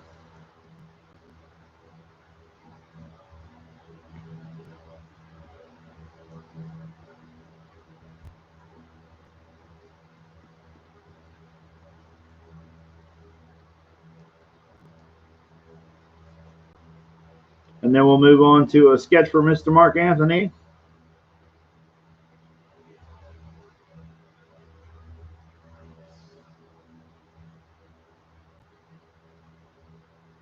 Jeremiah Jones is reporting in. He says 4910.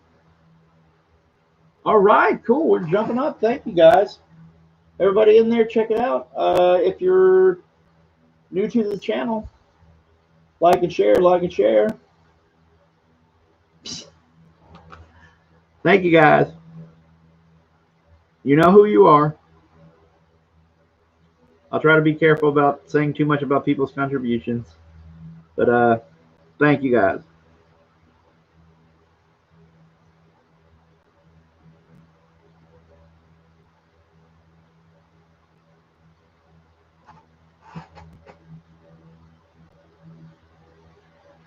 All right, let's see.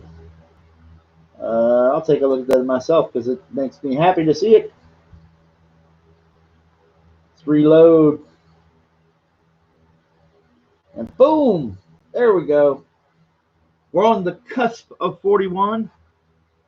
We're on the cusp of 41.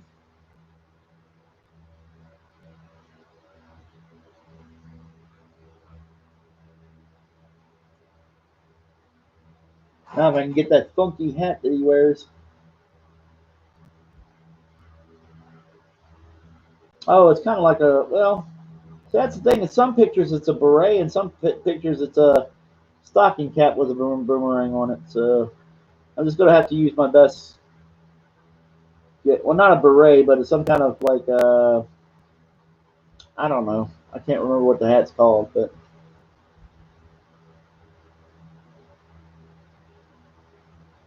I'm gonna go with the animated version. We're just gonna have a mishmash of different versions of Captain Boomerang.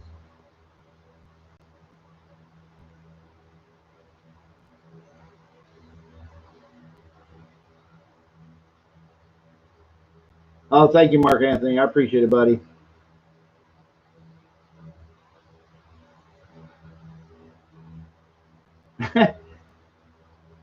Hey, I'm trying to keep it fresh, man. Use different words in my vocabulary.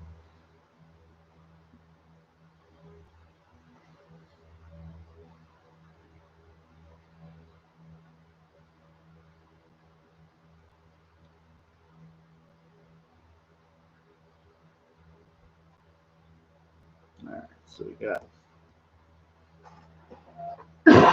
Excuse me.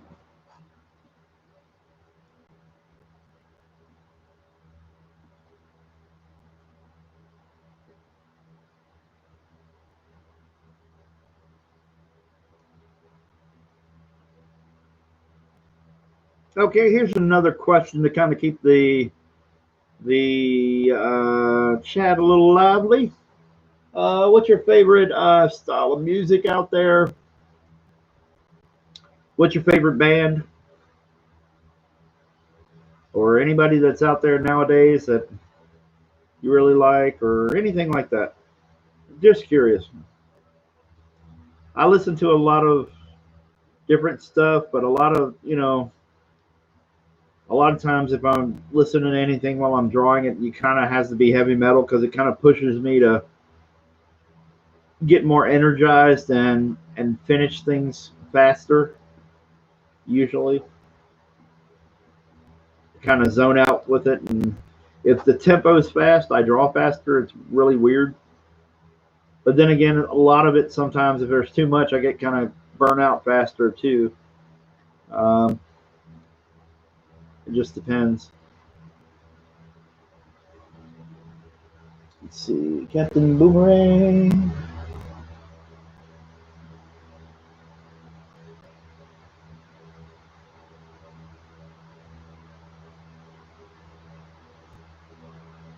Yes, Mark Anthony says if everybody could, please like and share if there is any lurkers out there. We see Zombie Kebab. We have Mark Anthony, Jeremiah Jones, Risey Lee. Risey Lee says, yeah, boy, Boomerang. Cheers, mate. Yep, there we go. We got you in here. We're working on it, okay? So we got you going. I kind of did. I didn't have you here in the chat, so I kind of started off making him a little bit of a mishmash of every kind of interpretation. He's got the trench coat, but he has the little bandolier with the boomerangs. He has the scarf. So I kind of just played around and kind of mushed them together.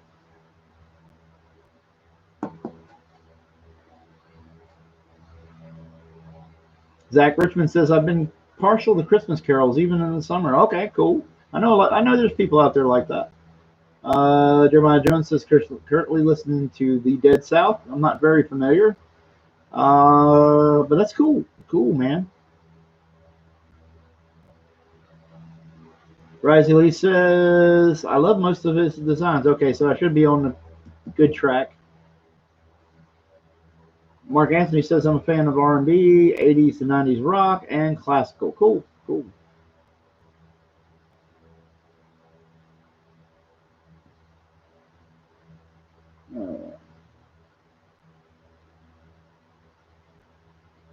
So I give him a little bit of a rough look. Give him some longer sideburns, kind of curly sideburns. And there we go. Now we go in here. Erase a little. Luckily, it's only 11:30 where I'm at, so that gives me a little leeway on time. We're doing good, I think. And Rosie Lee, I'm just doing this to lighten it up so that when I go into ink, I can see everything and not make too many mistakes. The drawing mostly stays there. I can see most of it. All right, we got 16 people in, 22 likes. So we got a few people still here, kind of hanging around, lurking.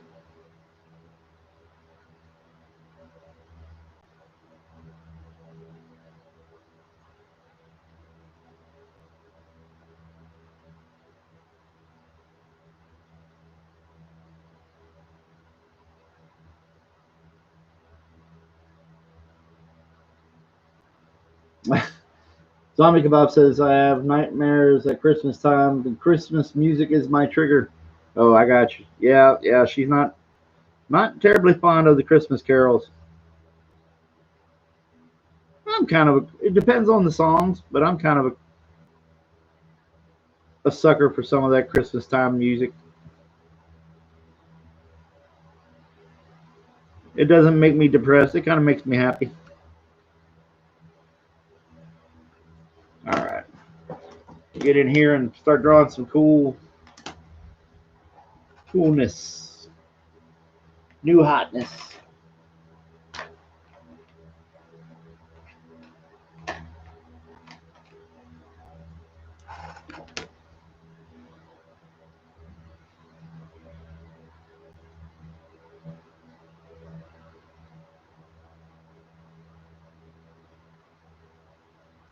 All right.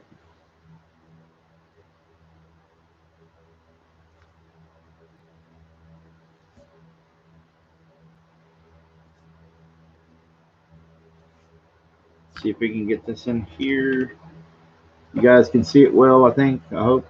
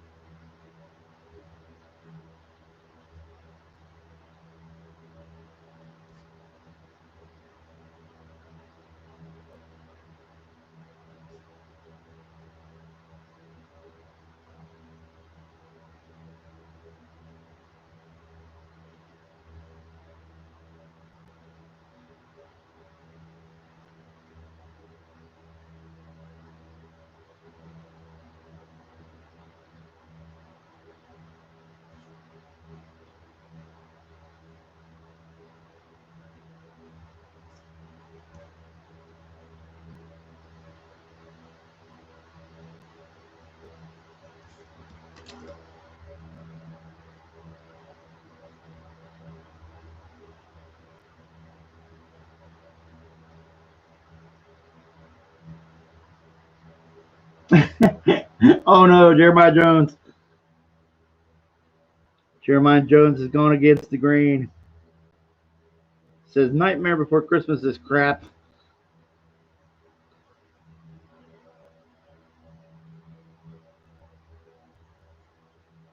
Yeah, Tim Burton has a weird sense of kind of this weird goth thing going on, so not always everybody's cup of tea on that one. Edward Scissorhands is kind of weird, and he kind of goes there.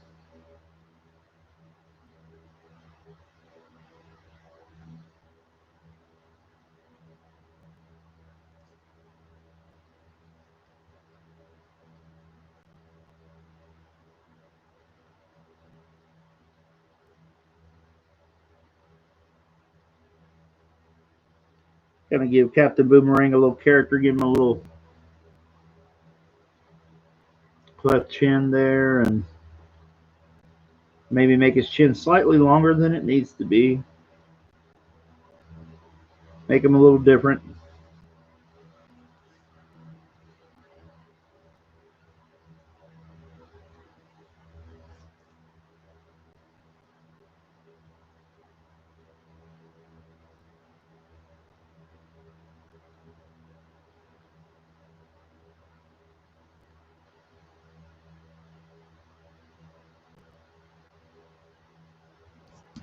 There you go.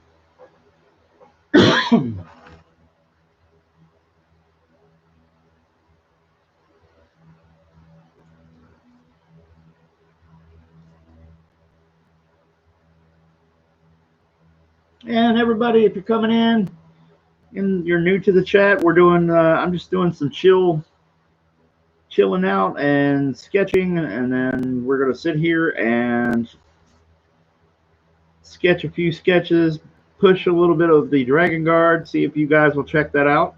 It's on Indiegogo. The link is in the description.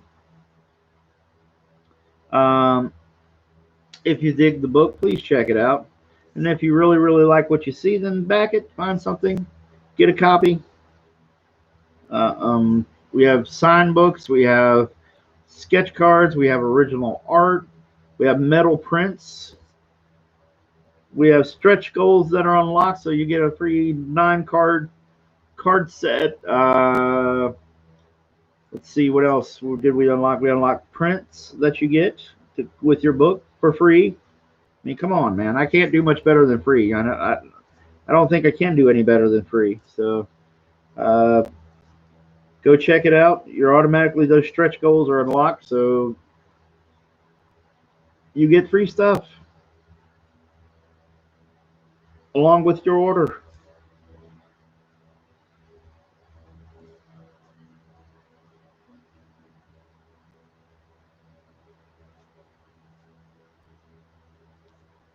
And if you're catching me, I'm doing a sketch of Captain Boomerang right now. DC Comics Captain Boomerang. Most recently seen in Suicide Squad.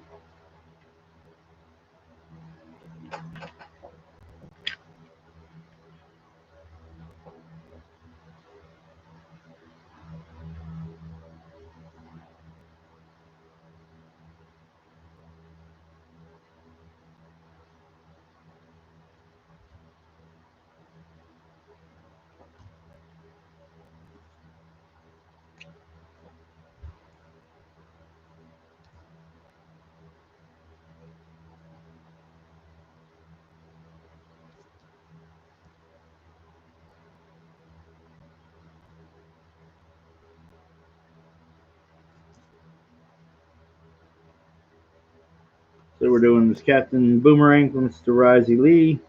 Getting a little caught up on the free sketches for backers, which was a promotion that I did while the campaign was first running. We're in demand right now, which means you can still get copies of the book even though the initial campaign is over, because we did well enough to keep going. So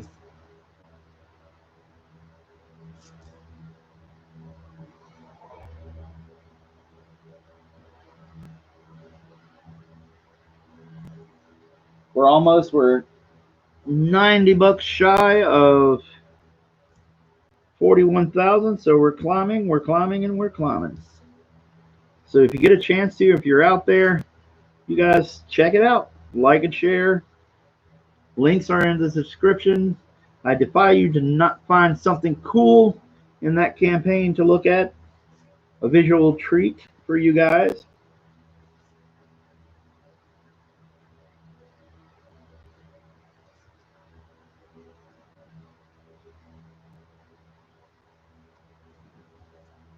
I don't see how you can not look at the villains cover or the heroes cover or the Mike Miller cover and go, there's some cool stuff here. And if that doesn't sell you, there's actual pages from the book in there. Color pages by the wonderful, wonderful Alonzo Espinoza and little old me doing the black and white line artwork. So there you go.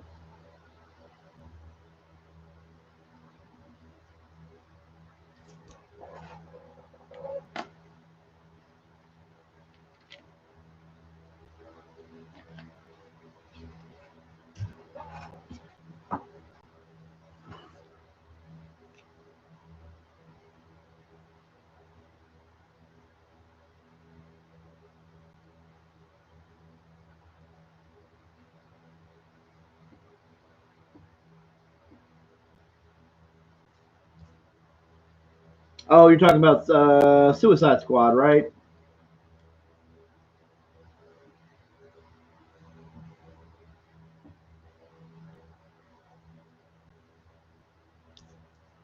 talking about the movie.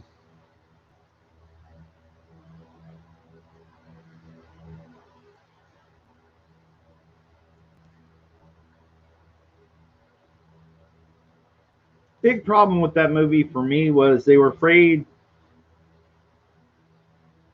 to go, for whatever reason, they were afraid to really go in, really be kind of comic inspired. Everybody had to have their. They made the same mistakes that a lot of the movies in the 90s made. They were just too scared to go full comic and actually really give some people some costumes and make them interesting. And everything had to be kind of dumbed down. And I don't know. There's some things in that movie I kind of like. And then there's some things that really didn't. It's hard to explain it. It was hot and cold for me. That's the best way to say it. I liked some parts and hated other parts, and was surprised that I did not hate Jai Courtney as much as everybody else did as Captain Boomerang. I thought that in terms of a compared to everybody else, where everybody's kind of bland and were kind of not fun. At least Jai Courtney kind of just went apeshit and just kind of, he kind of went for it, I guess is the best way to say it. He just went crazy and decided to, play it for fun. And to me, that stood out.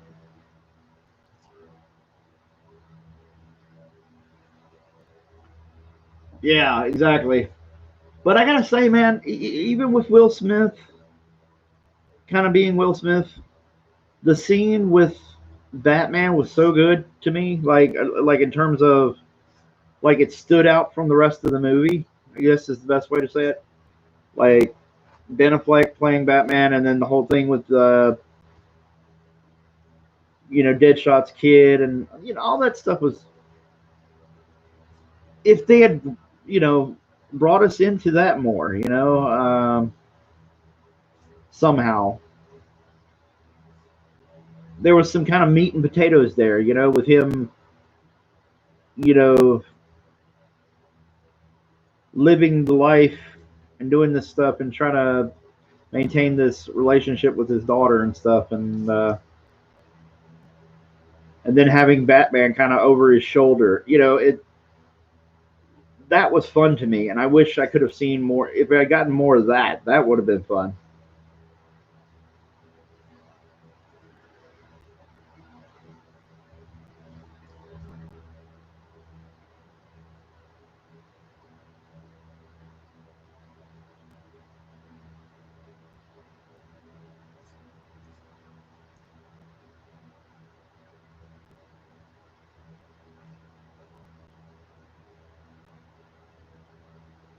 I think that's the kind of the best way I can articulate the way I felt about Suicide Squad versus and maybe a couple of the other DC movies, is that they felt like 90s era, late 90s era Marvel movies, early 2000, in terms of all the producers were afraid to go full comic book movie. Um, Marvel, when Marvel Studios, when they had enough money, because the whole thing with Marvel Studios is they were kind of born out of cash they were getting to start up from the Sony Spider-Man movies. A lot of their money, their startup cash, was from those movies. And so what happened was, they were really hungry, and then you had, this is shortly before he died, but you had Stan Winston doing that Iron Man armor, and you just went, he did that practical. They were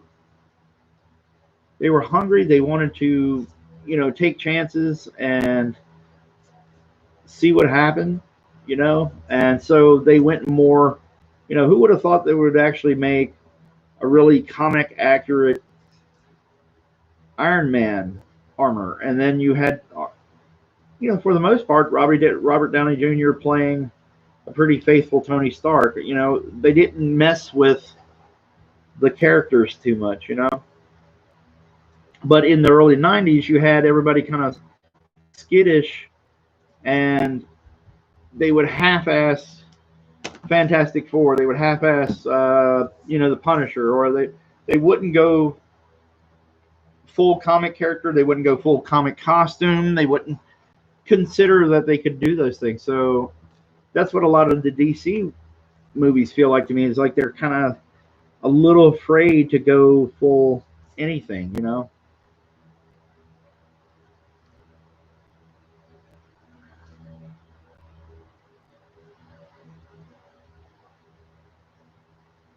Mark Anthony says, I'm watching the Men in Black music video again. That's funny.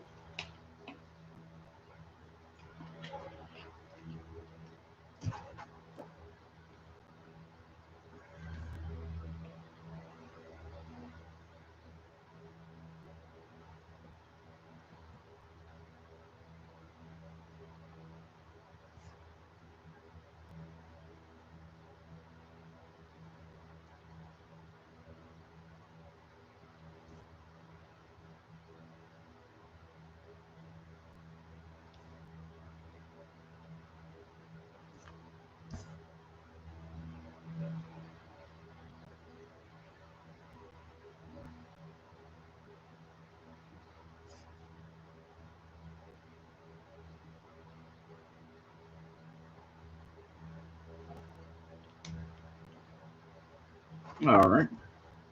Captain Boomerang.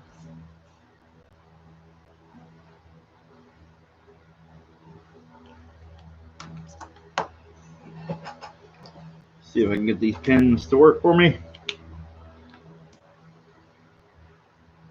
Nope, that one's dead. Dead as fried chicken. All right, let's try this one.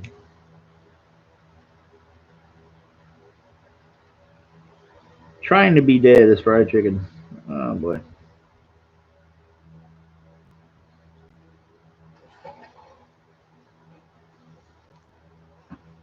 We'll get it. We'll get it.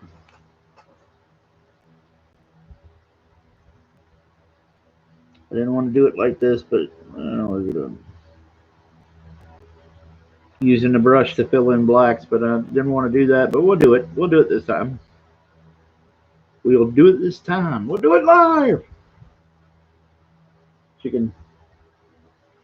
Flash has a great villains. Yes, yes, yes, he does.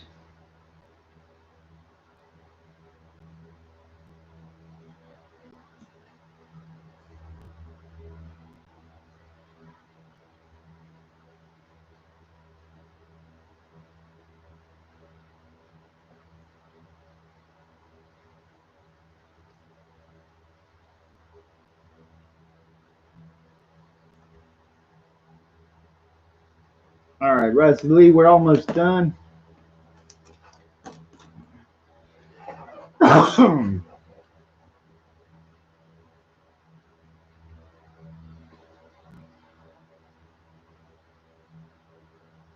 think Miggs was here, but I think he might have jumped out for a little bit.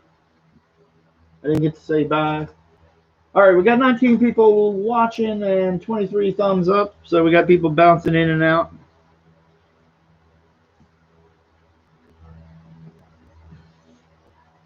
Thank you guys for checking out. We're doing a chill drawing stream, but we're also promoting Dragon Guard. If you haven't checked it out, it's a fantasy comic. Some of the best work of my career, and I don't think that's a stretch to say that. And I hope you would check it out. I'm very proud of what we've done so far. Very, very happy. Very satisfied with the crew that I've assembled. When you're doing, when you're working in the industry, sometimes you don't get a chance to really pick, depending on your editors and things like that. You don't get a chance to pick who you work with. Sometimes your artwork isn't the strongest it could be because of it. Maybe you could use a better inker or a better colorist, but you don't really And you know, that doesn't mean that every colorist is bad or something. Sometimes you just don't mesh well, or you have a vision that's different. That's okay. And but sometimes, you know, it's nice to be able to.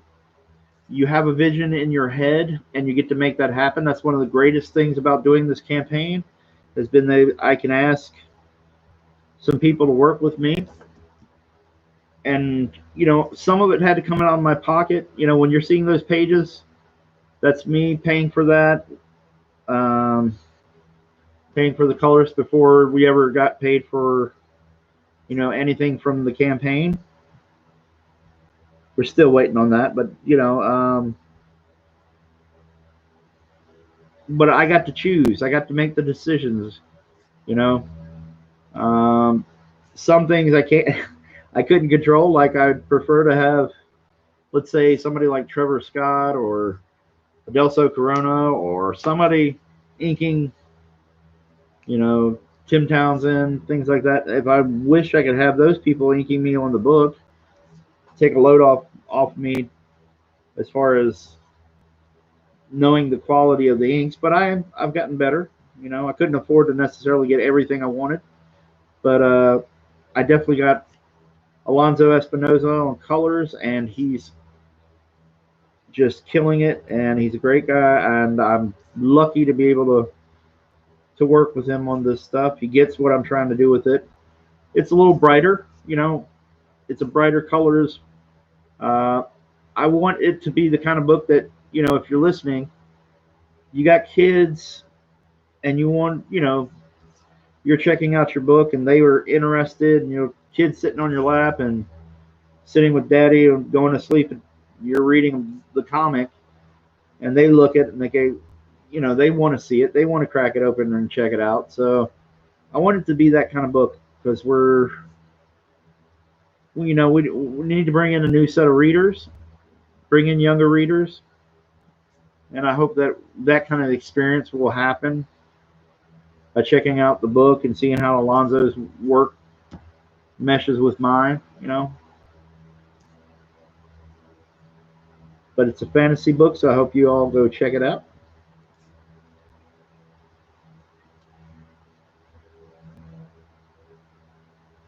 Doing some email responses and updating my cell gallery while listening to you. Oh, cool, cool, Nix. I'm glad you're around, dude. Hey, no problem. No problem, Razzie Lee. Man, I try to make this look good.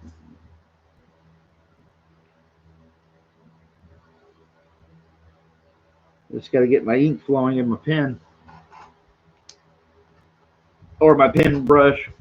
Brush pen, pineapple pen. All right. Yeah, there we go. Shook it up a little bit. That got ink flowing a little.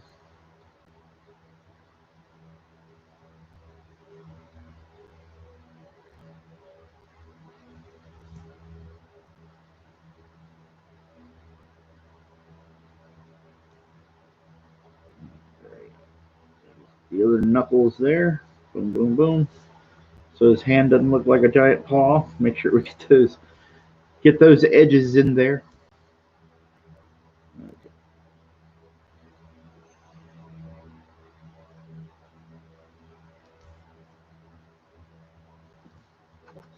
There you go. And I'm going to sign this one.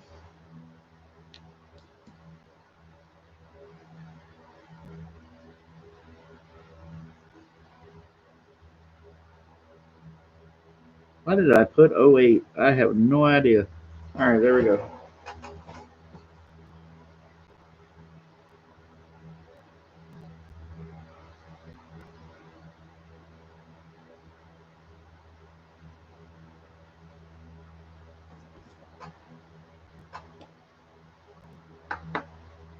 Jeremiah Jones, the colors are good for a fantasy setting. Yeah, thank you, man. That's the idea, you know.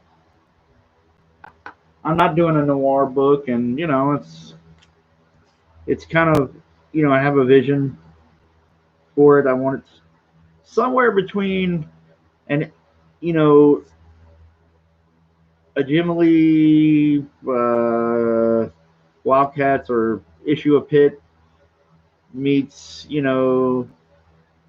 almost not really a kid's book, but you get what I'm saying, kind of the lighter hearted kind of stuff where we're not taking ourselves too seriously, but still makes it pop. You want it to, just go, holy crap, man, what's that? That kind of thing.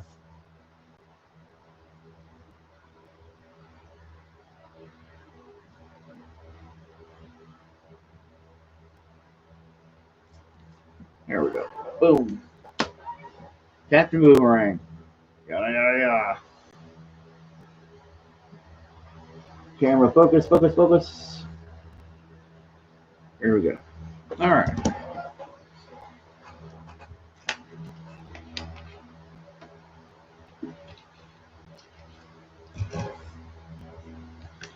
So we're going to move on to the next one. We had Humphrey Bear. We have Captain Boomerang. We had Red Sonja.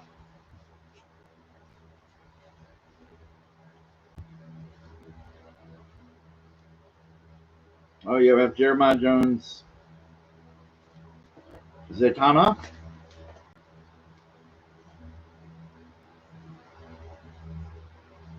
Shoo. Trying to figure out what should I do. Well, we'll go Mark Anthony, and then we'll jump into Zatanna next. All right. Risey Lee says the book looks awesome. Thank you, Risey Lee. I appreciate it, buddy. Thank you, Horatius Cockles. Boy. All right.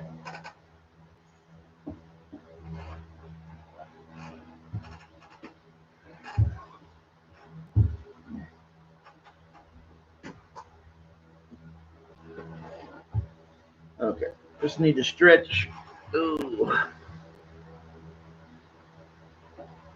Jeremiah Jones, I think you got a Zatanna. Would you like to see it? I think it might refresh your memory there. Because I just needed to drop some inks on it.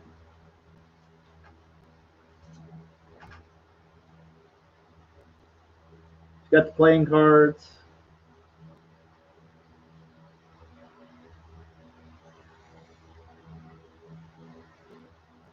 Yep. Yep, I did a Red Sonja tonight, and now I'm getting ready to ink Zatanna. So,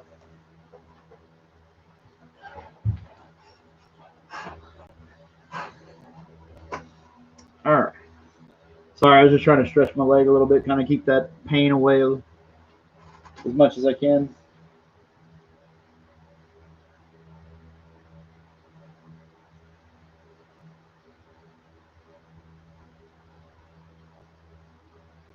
Oh, okay. All righty. I'll do the Zatanna first then. Thank you, Mark Anthony.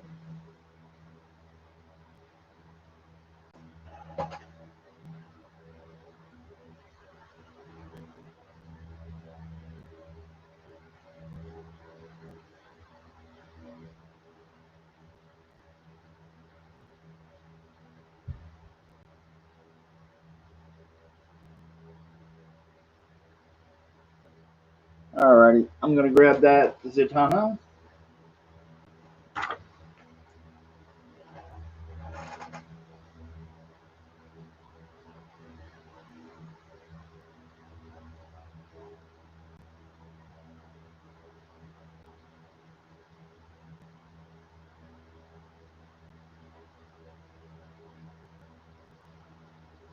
All righty.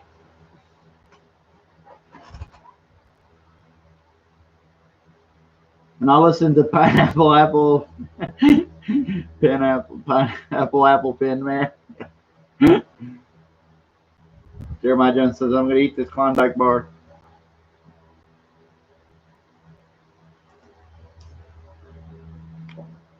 All right.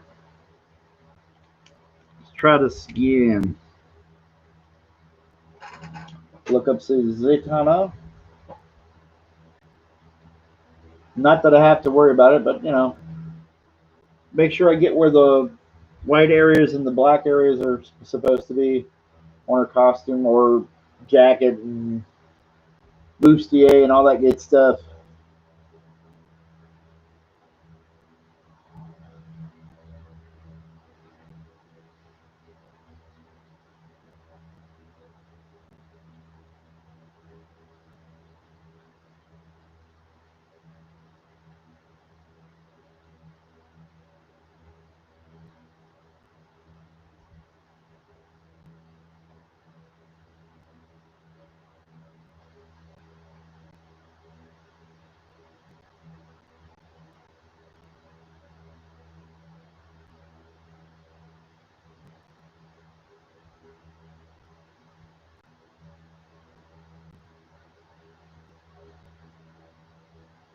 Alrighty.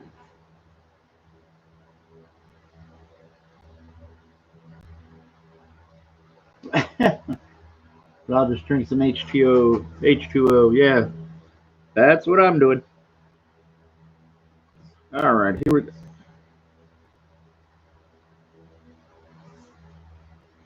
There we go. If you're checking us out, we're doing a little sketching tonight. Doing the free sketches for backers. Zatanna for Mr. Jeremiah Jones.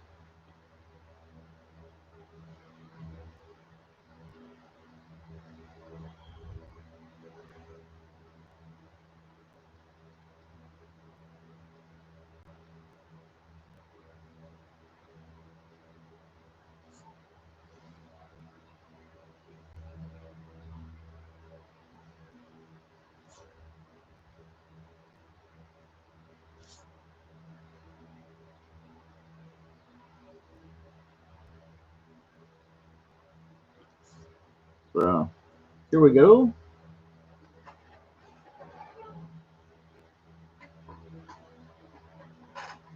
And I'm out of coffee. Ah.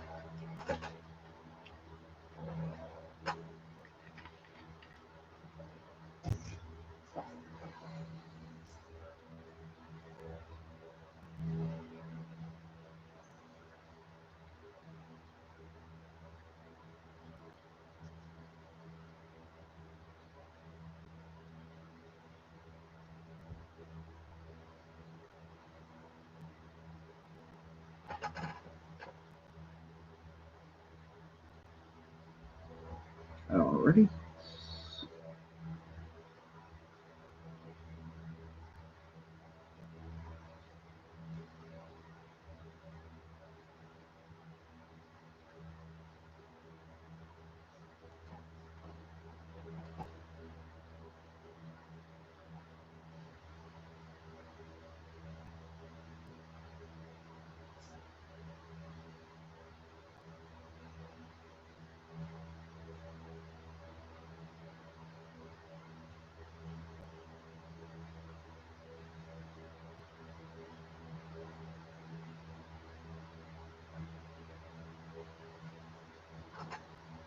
Alrighty. Let's see what we got in here.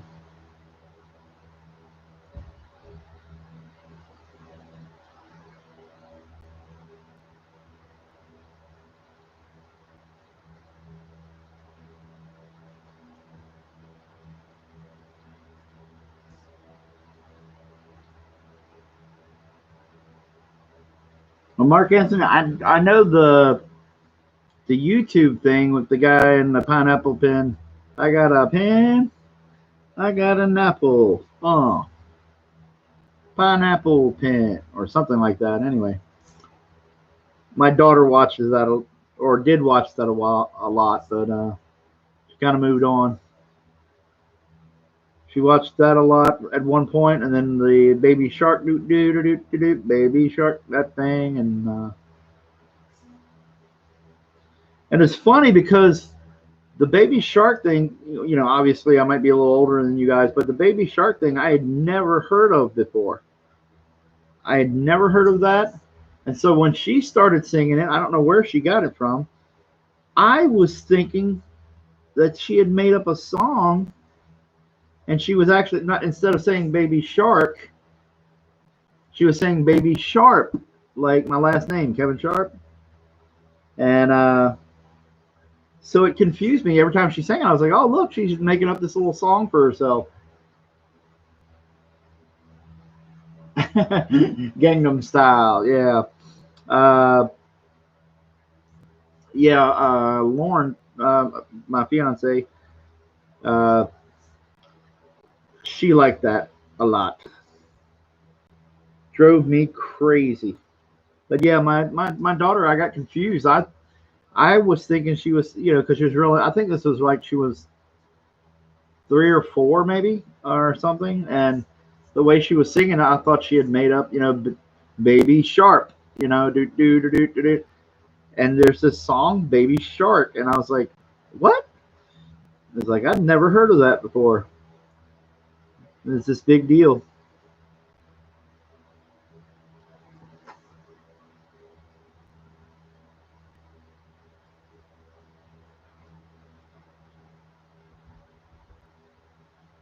Migs says, I never understood Apple Pen song. Yeah, I didn't understand that one either.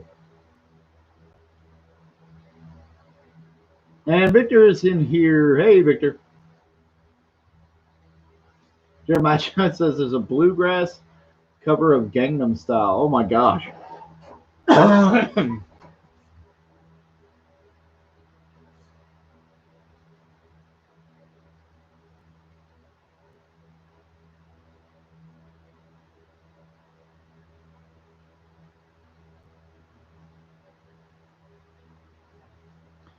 And if you're checking me out, I'm doing a little sketching. If you know who I am, I'm Kevin Sharp. I've worked in the industry for about 25 years. Worked on Vengeance of Vampirella, some DC projects. Worked on Legion of Superheroes for 9 issues. Katana Shazam.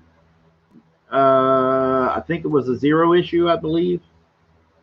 It was right when they were launching Outsiders or trying to revamp the Outsiders or something. And so it was a Katana Shazam one shot, and then, oh geez, a whole bunch of different other books.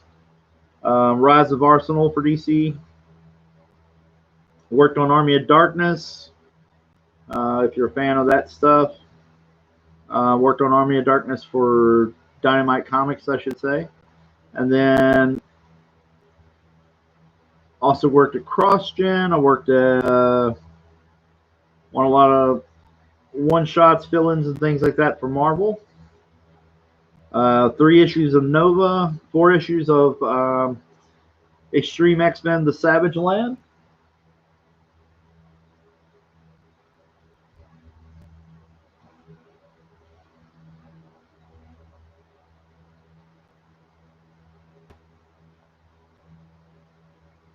Yeah, congrats, Mark Anthony, having that situation taken care of. Thank you, Victor.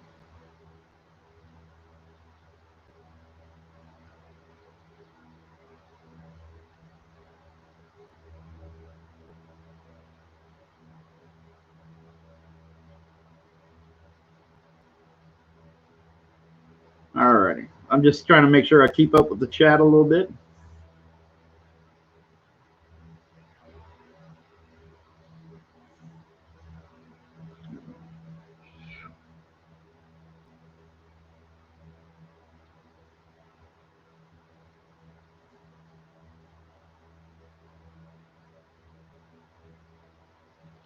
So if you check out the link in the description, it's a link to my book, Dragon Guard.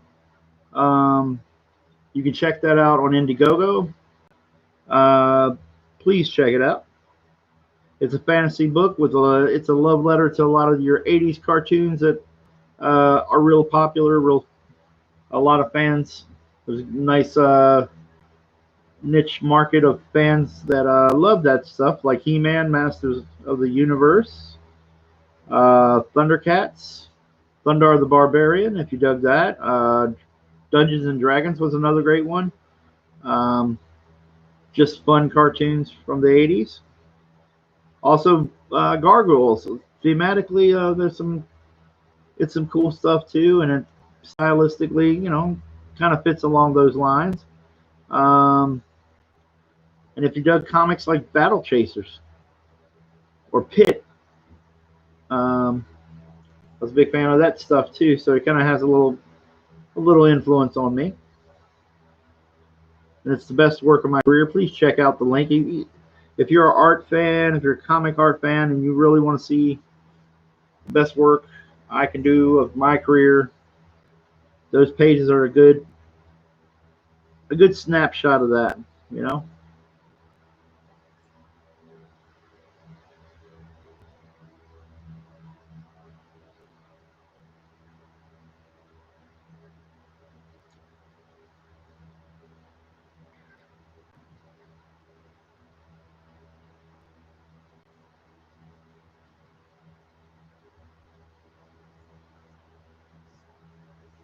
Let's see. Make sure I get this hat right.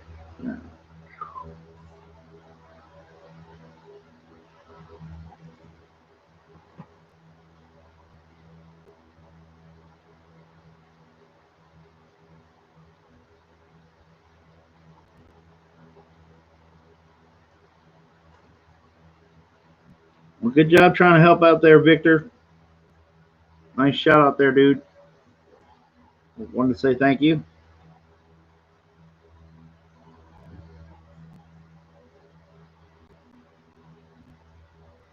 All right, Jeremiah Jones, like it? Yeah, let me. I'm gonna try to see if I can fix this camera or fix the location so that you can see more of it as I draw it. I'm getting towards the edge of my table with the camera, so it might have some issues if I go too much further.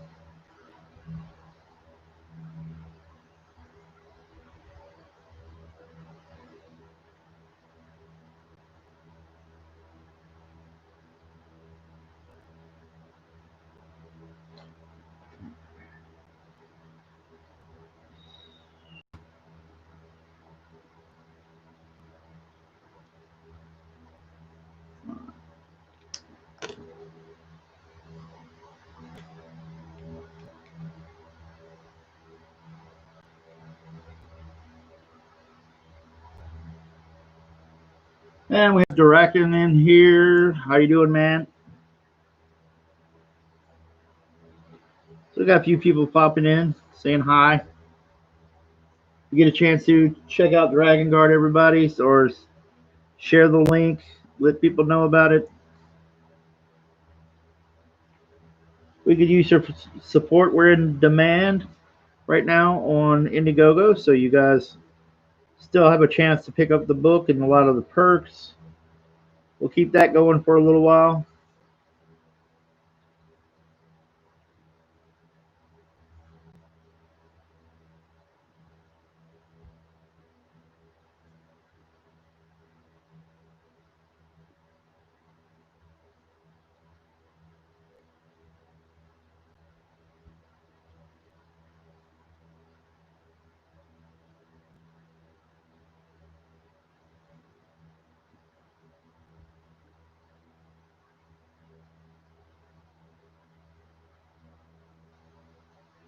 Well, I contribute a piece of artwork to the Cyberfrog collaboration piece.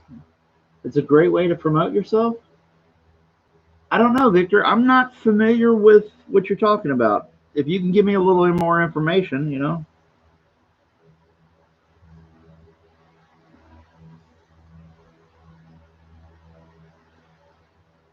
I'm a little, you know, I catch myself sometimes being on Twitter a little too long, and then I have to kind of force myself to pull it back, and then when I pull it back, I miss out on a lot of information. Um, so you know, anything you can tell me that will help, or point me towards a link or something, maybe.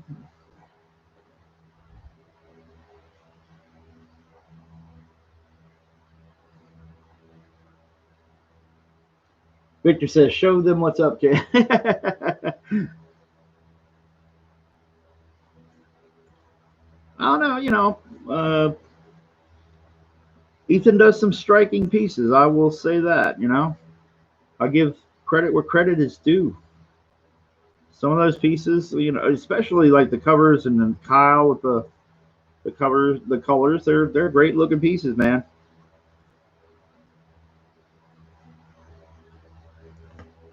I just all the other drama stuff. You know, I can't deal with that stuff. That's the only downside. I wish, you know, I gotta respect people that respect me, show me love, and it helped me. And Mike's a good friend, so I can't, you know, I can't say more than that. You know, I don't want to get in a war. I don't want the drama. I don't need the drama. I won't get to cussing, but anyway.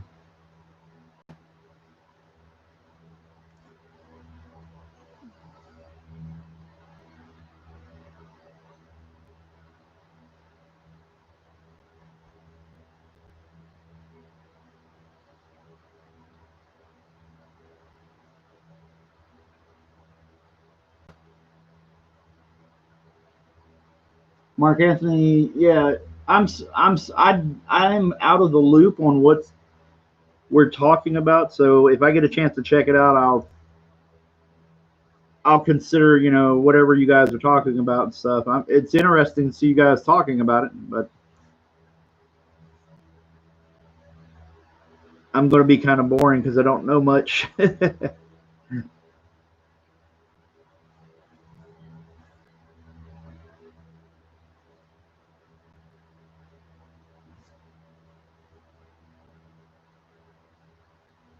There you go, Jeremiah Jones. I hear you, dude.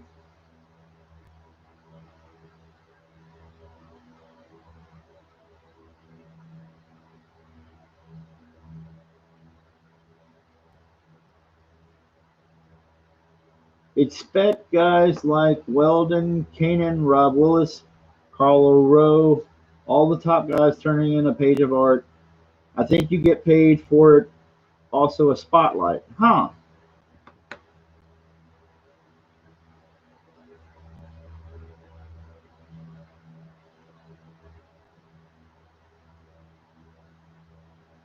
Yeah, I just don't know anything about it. That's probably my problem is I don't know. I mean, it's one of those deals. I want to promote Dragon Guard and get it out there, but you know, as long as it's not involved in a bunch of BS.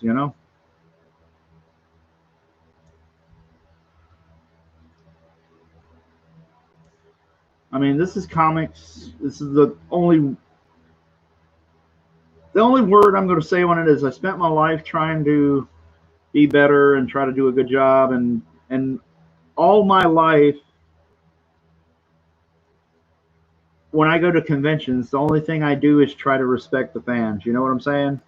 And so it's not anything new to me, I guess, as far as having an attitude that you try to do your very best by people. You always, there's always an occasion where you're oil and water with some fans, and that just happens, whatever it may be, whatever the problem is. But, you know, for my family, for everything else, I avoid the drama as much as possible, man.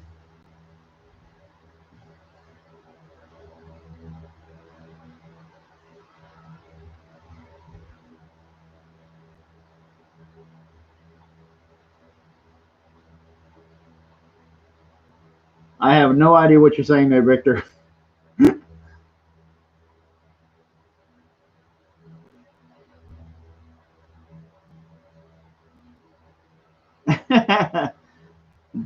Draken, yeah.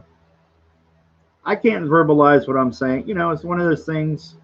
You guys have already heard me say stuff, and it's not really going to change anything. It doesn't seem to change anything, regardless of what I say. But I came into everything really disillusioned with some of my friends, some of the creators that I had been friends with, work with, and saying just awful things about people who voted different than them, and started to see threats from editors and things like that about your career, and that's why I gravitated towards CG, and I have a lot of similar thoughts, and I have friends on both sides of the aisle there with all this stuff, and as far as I'm concerned, I've tried to share and promote other creators' books, and I've taken a lot of crap from some people that don't even know me, and that's why I gravitated towards some of the CG stuff. So that'll be the final word on that. For the evening. Mike has been nothing but good to me. A lot of people that we stream with and stuff are great folks, and I hate seeing them being impacted by dumb fighting.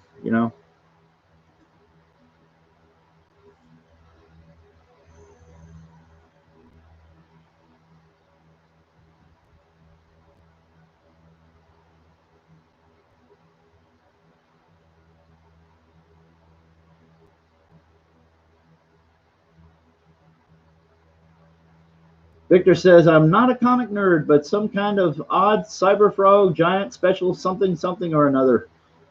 Oh, that's nothing wrong with that, man. Nothing wrong with that at all. I know you like to troll around or give us a hard time, and that's fine too. I'd like to think that it's not from a bad place. I think that you're just having a good time with people, giving them a hard time. I've known people like that too.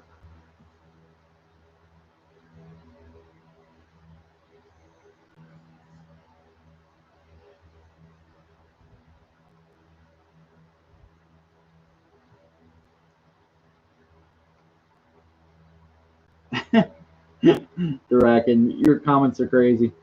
Fans are evil. They just keep on spinning and blowing a hair at me.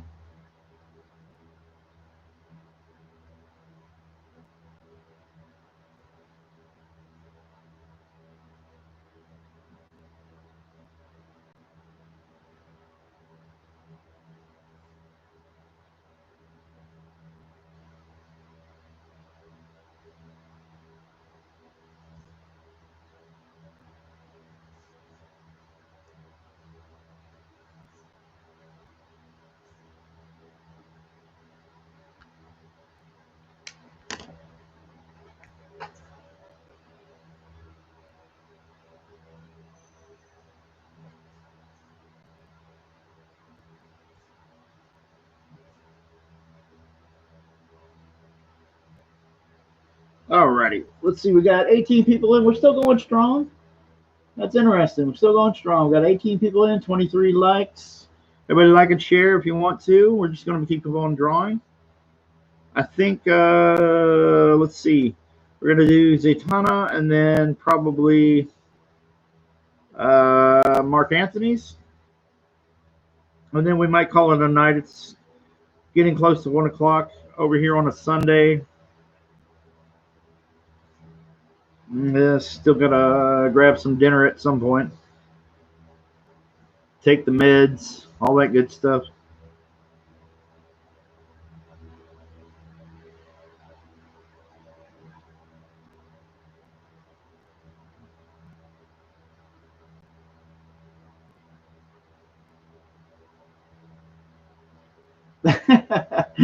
They're still talking about the evil fans. There we go.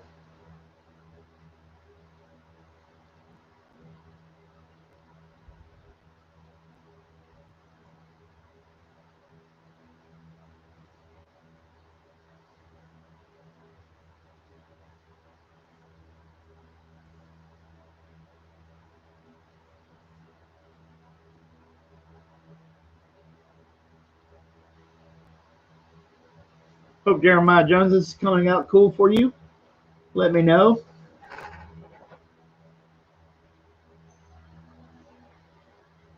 All right.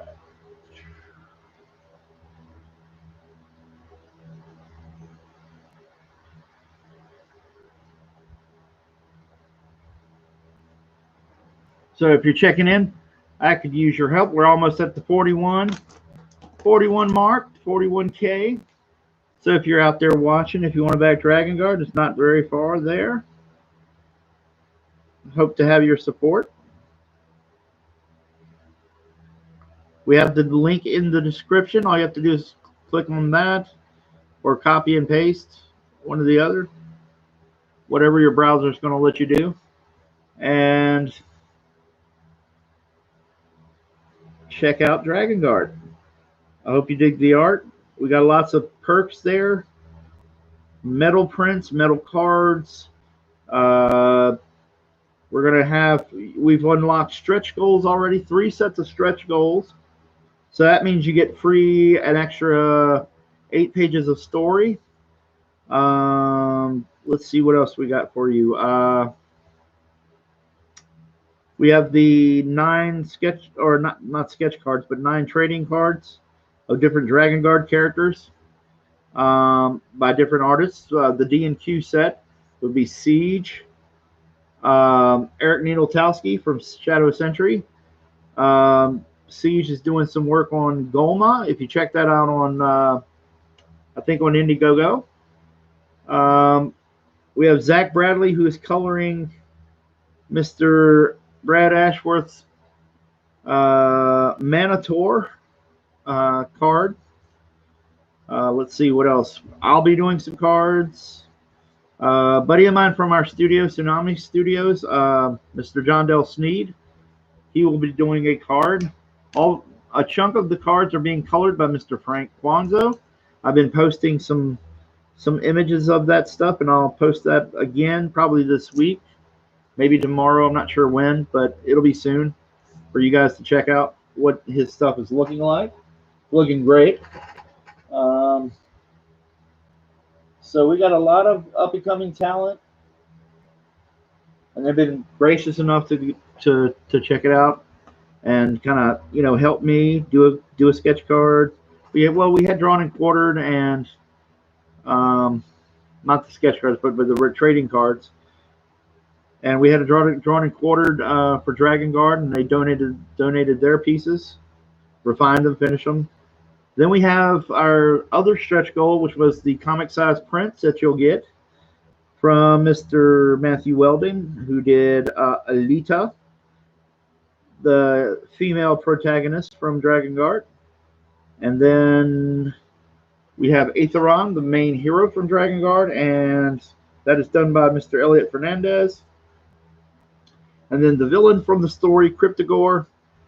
He's that real creepy looking blue dude with the almost Egyptian headdress that you'll see in some of the preview pages. That will be drawn by me, colored by Mr. Frank Quanzo. So we got a lot of little perks and things like that for you to check out, freebies and all that good stuff. So when you become a backer, you get a lot of extras, and it's free. I can't do any better than free.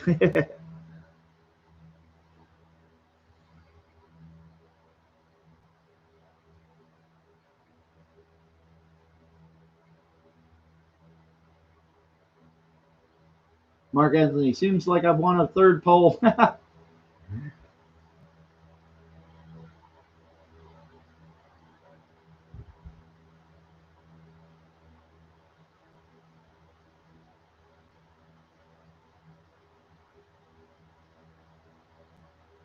Oh God, you got another poll going.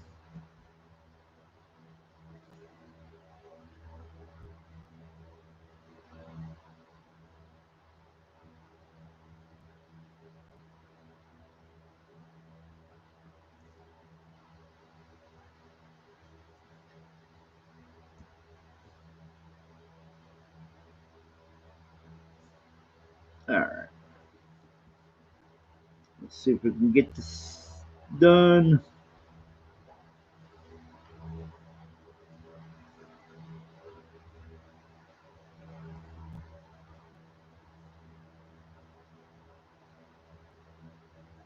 Is Mark Anthony doing another rig poll just to embarrass Mr. Jeremiah Jones?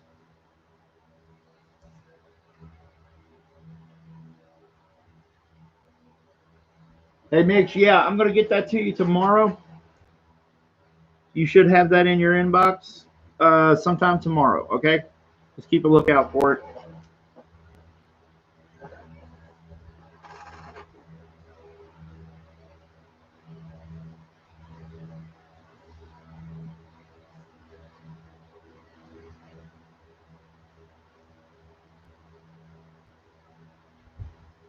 They had some interesting character choices.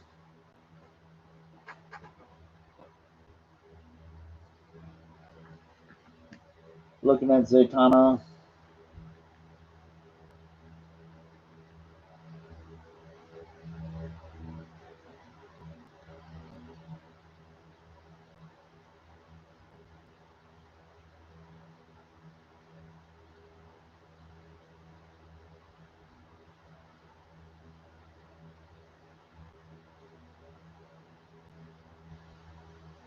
Trying to get those gloves right.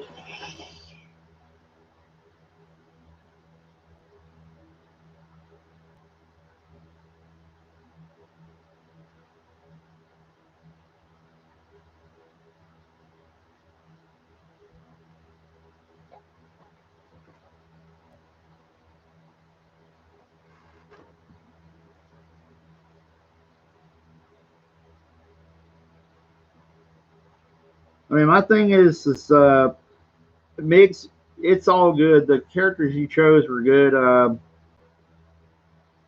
didn't like the Wildcats or the Wildstorm series um, that much, but they had some interesting art and stuff. Everybody tried to, some pretty good Wildstorm guys there and doing work on it and stuff. So uh, definitely will dig drawing this. I mean, I've had people have do the 2011 version, that cartoon. I've done commissions for that, and I usually have fun as long as it's Thundercats. I'll have fun with it. I may prefer a certain version, but it is all good.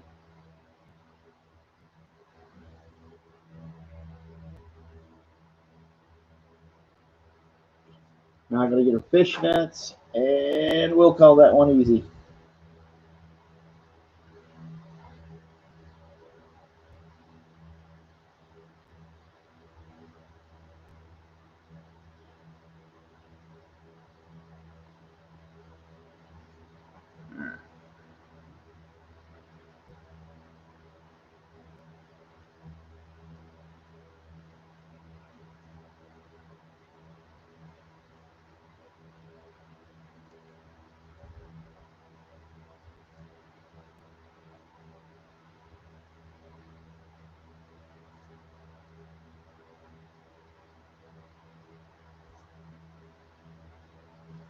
Okay, fishnets, fishnets, fishnets.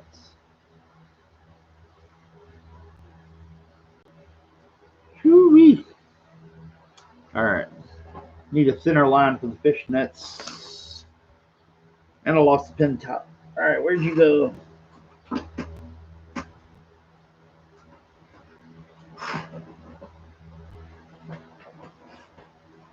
Creaky chair, creaky chair.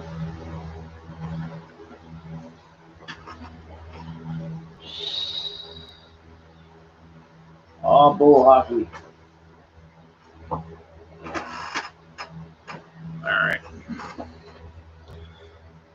Let's see.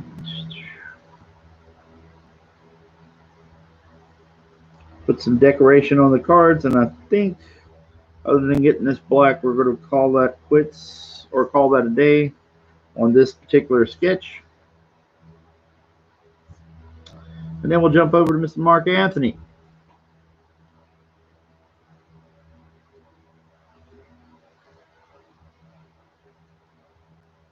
Draken says, I want a Street Sharks D&Q. That's crazy. I don't know. I'm not sure how I would do with the Street Sharks. I think I would lose that one. I don't know if I ever followed Street Sharks. I think it was just past my time. I started to get a little older right around that era when they had those cartoons. I think.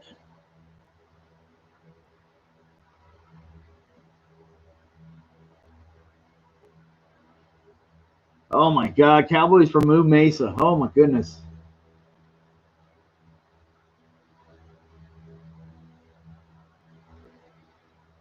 You guys are coming up with some crazy stuff. Old stuff. Yeah.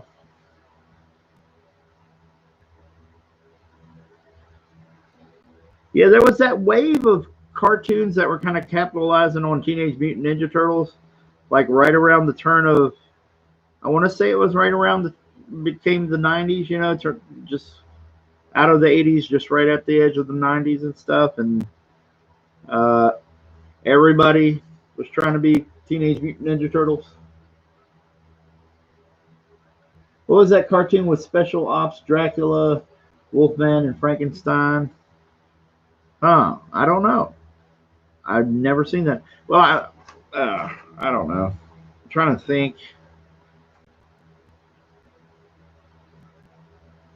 I know there was a very early 80s or maybe late 70s cartoon called The Drat Pack, but I don't think that's what you're talking about. Maybe. I don't know.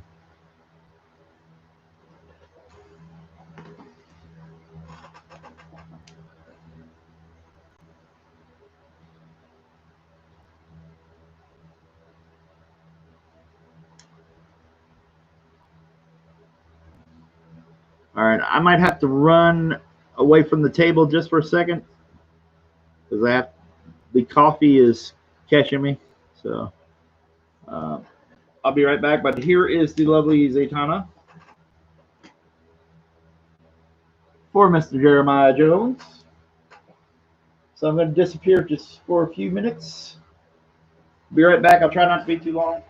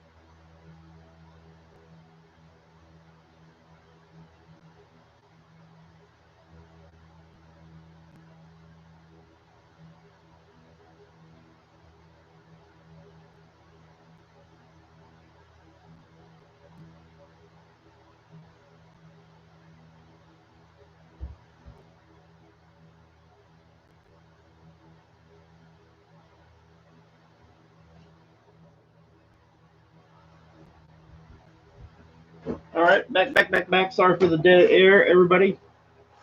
18 people in and 23 likes. SWAT cats, Mighty Ducks.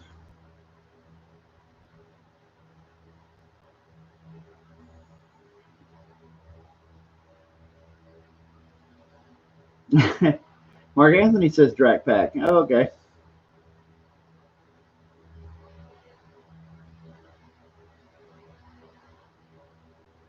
Monster Force. Monster Force. I had not heard of that.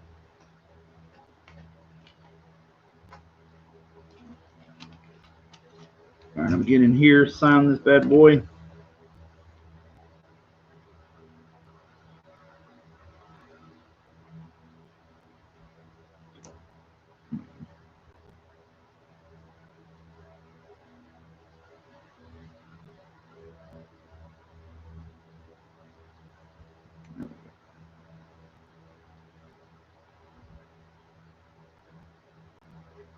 There we go. So Mr. Jeremiah Jones, there is your Zatanna. Let's see if I can tighten up that hair just a little bit.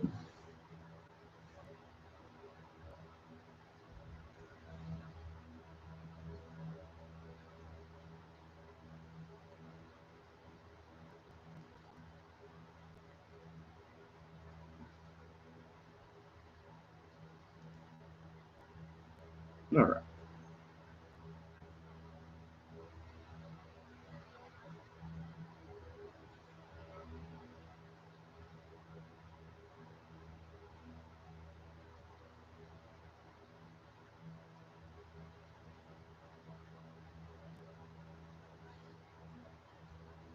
Okay. All right. There we go. Boom, boom, boom. Jiminy Cricket kicked butt with his Bilbo Baggins. Cool.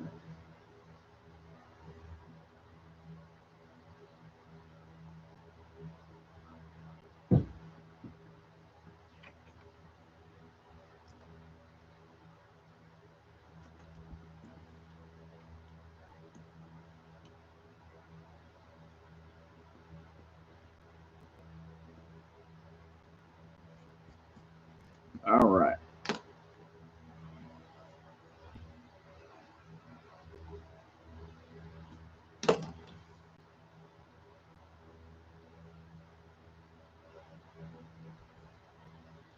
Let's see.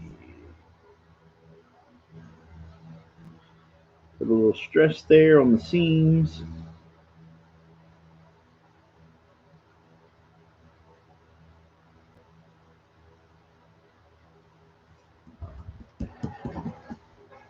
There we go, Mr. Jeremiah Jones. There we go. And we'll move on to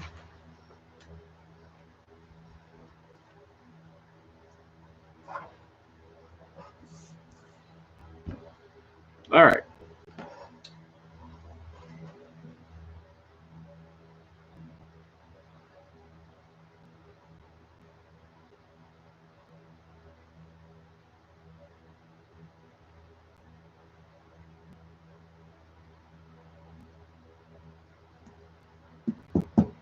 Okay, boom, boom, boom. Let's see what we can do here.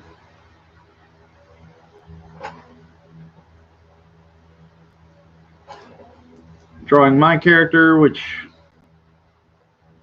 still got a name. He's the other one that's kind of I don't have a name for. So we're getting them Mr. Mark Anthony. Boom. He's got a big hunchback, kind of little furry. He's colored like the Grinch.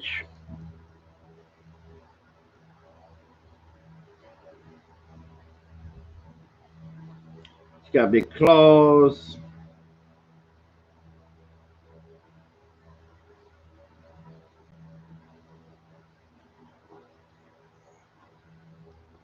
Make sure we get a structure right here. We don't want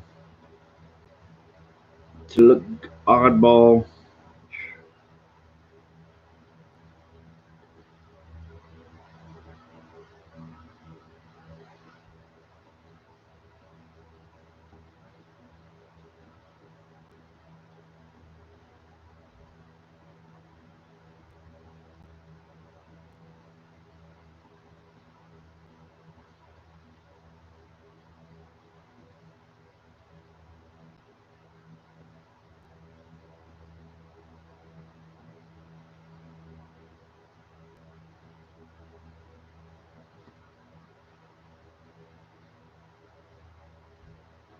No name the character. Do not steal.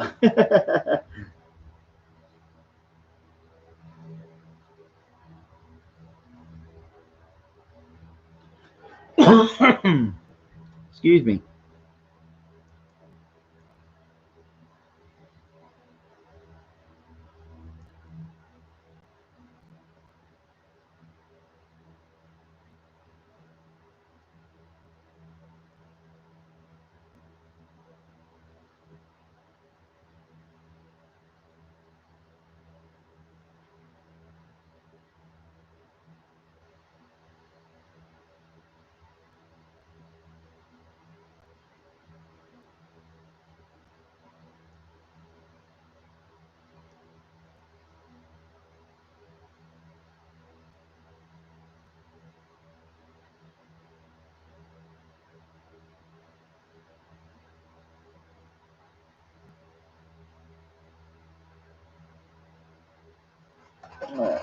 I'm just going to check my messages real quick.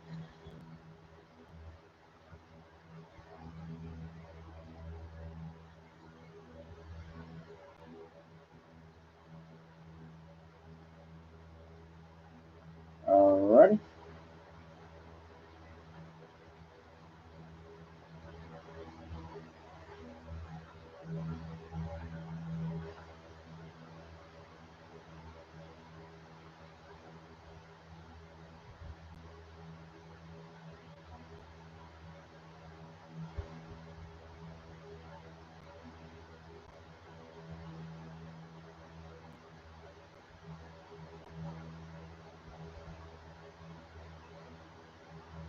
Okay.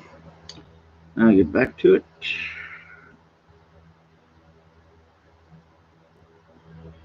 Really get some intensity to this guy. Got these big bushy sideburns that kind of curl up.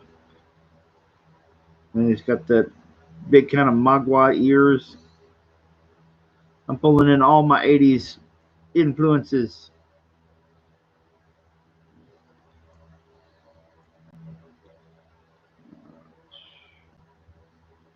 Builds.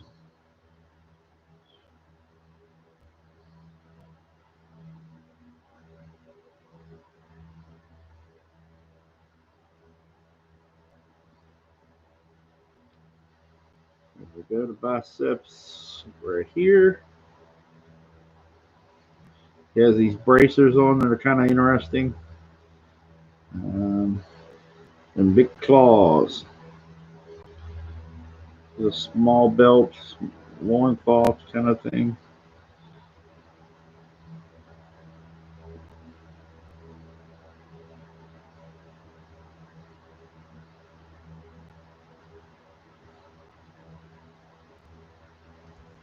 Here's a little lesson for you. You got the collarbone, clavicle, something. Collarbone starts right here in the middle. They're two separate pieces. They come over here, and then on the delt, that's where all your muscles pull to. And then they're bordered with a lot of the pecs. Like when you look at the pecs here, right down here, they fan out. All the muscle striations fan out from right by the armpit around the deltoid area right here. So here you have this point of where the striations connect right here to the collarbone, so they pull all out from there. And then you have at the armpit all the muscles fan out.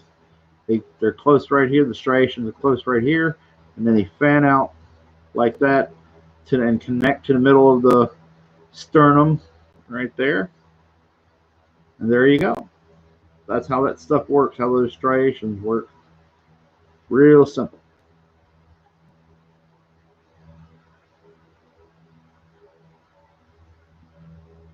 We got 17 people in, 25 likes. Everybody like and share. And if you're watching right now, if you get a chance to, go back Dragon Guard.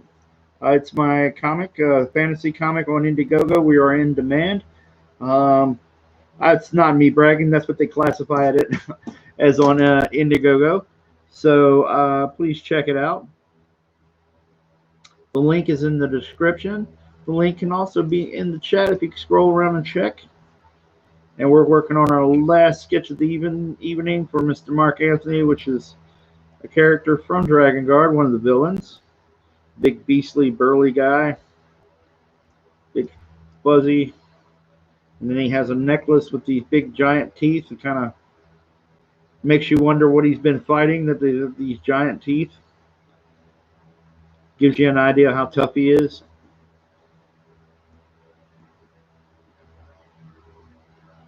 Then he has a little part of his necklace hanging down. I don't know whether or not I'm going to give him a weapon or not, whether or not his claws are his weapon, or I definitely won't be giving him a whip. Just so no funny comments in the chat.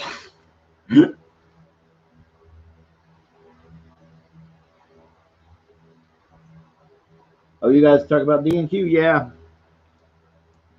we'll be back soon. Although I may have to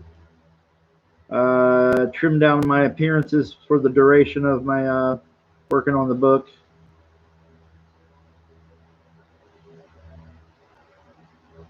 Be responsible. Try my best.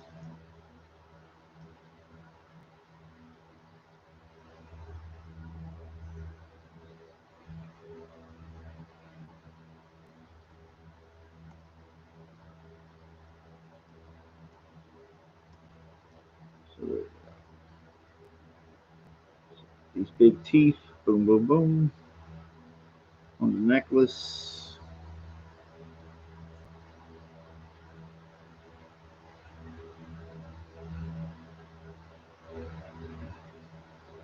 Has big bushy eyebrows too.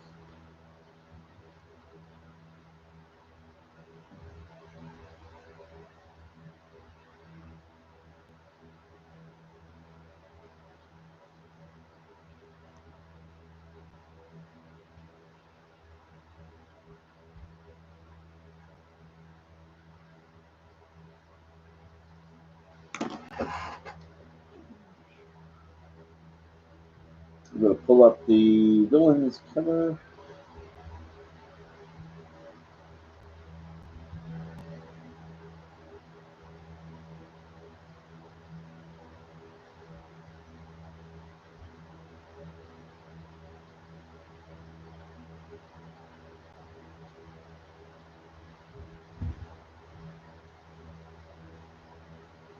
Bear with me. I'm just checking out a file here. There we go.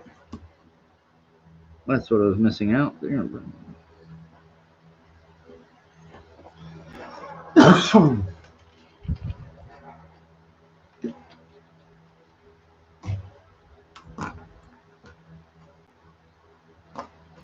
Okay.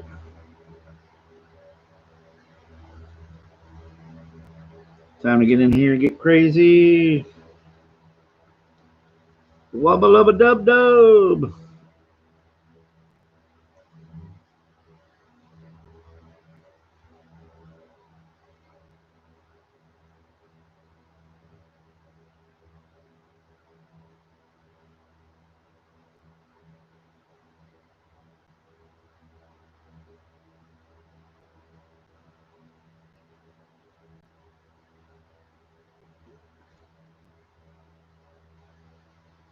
So here we are. We got 17 people in, 26 people liking. That's cool. Everybody out there, get out there, check out Dragon Guard if you can. You might be pretty interested. I think we got a talented bunch doing this book. Have Mr. Eric Weathers on letters. I got to make sure I get that in there. He's got an awesome book called Battle Brick Road that is funding right now, so go check him out too. Take a look, see if you like it. Give a shout out to Mr. Eric Weathers, who's going to be nice enough to letter the book. I got to keep in touch with him. I got to get make sure everything he's ready for me and ready to go when we're getting things going for the lettering side of things. But that's a little bit. We got colors and other things we got to get going. So I'm just waiting on Indiegogo with the funds so I can start getting Alonzo rolling on more pages. See more magic goodness.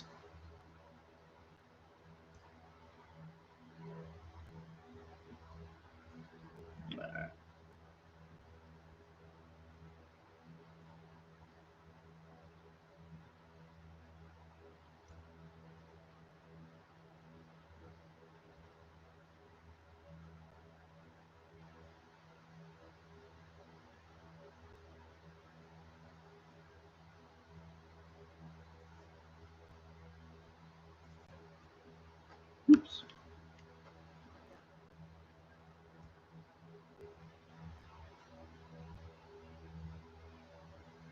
All right. So I'm hoping Mark Anthony can see this pretty well. on screen. Yeah, there we go. And if you're just checking us out, I'm doing some of the catch up on some of the free sketches for backers tonight.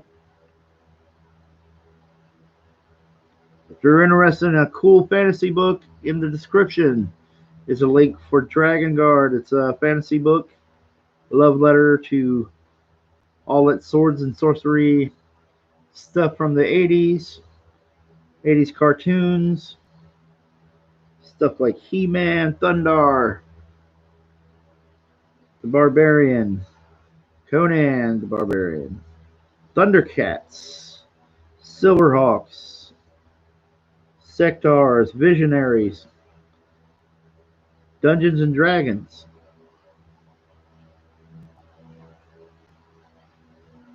You dig that? Maybe Battle Chasers in the 90s. You really want to kind of give you a fun experience like that in your comics. No politics, no BS, no playing with the fans' expectations of buying a product and then having somebody kind of force feed you some BS politics or something like that in there. So you're not going to get that. You're just going to get fun. Escapism. That's a word I should probably use a little bit more often to kind of give you an idea. It's fun. I think it's going to be a damn good book.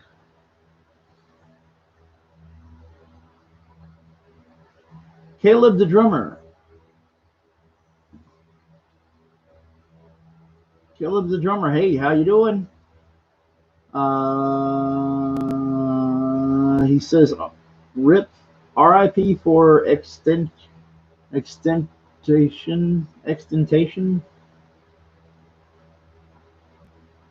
Jeremiah Jones, Crypto Gordon never wears a MAGA hat. Nope, none of that stuff.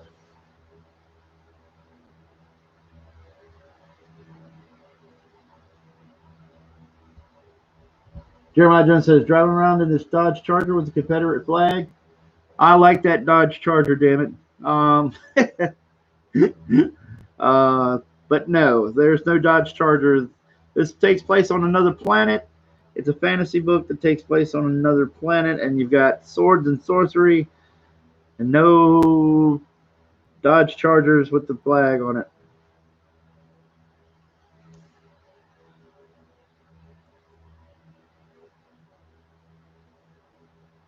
Although I will say, I wonder how funny it would be if I could figure out how to do a vehicle. You know, because there's a little science, a little bit of that kind of stuff. You know how, like, Masters of the Universe of Thundercats was kind of, I'd say, 70-30 science or magic and science, you know? We can do something like that, create a vehicle like that. It'll be orange, won't have a flag, but, you know, we'll figure out something crazy and kooky.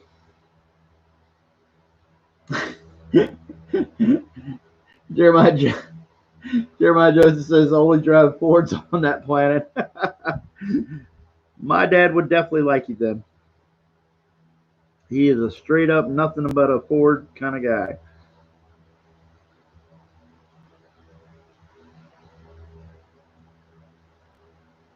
I don't know what it is. I never took the cars as far as like working on cars or being a car fanatic. There's a few cars here and there that I'll go, hey, that's cool.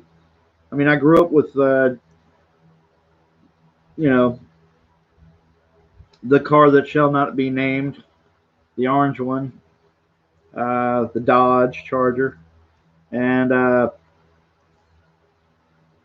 least on YouTube shall not be named. I don't know, whatever. But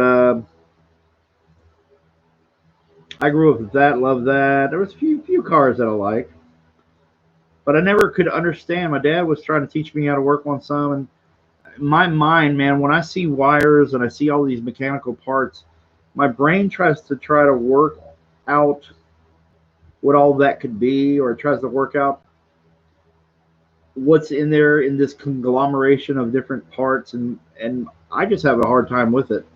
I don't know why I can understand how the human body works and moves and all this. and it makes perfect sense to me. But I can look at a car and I am completely lost.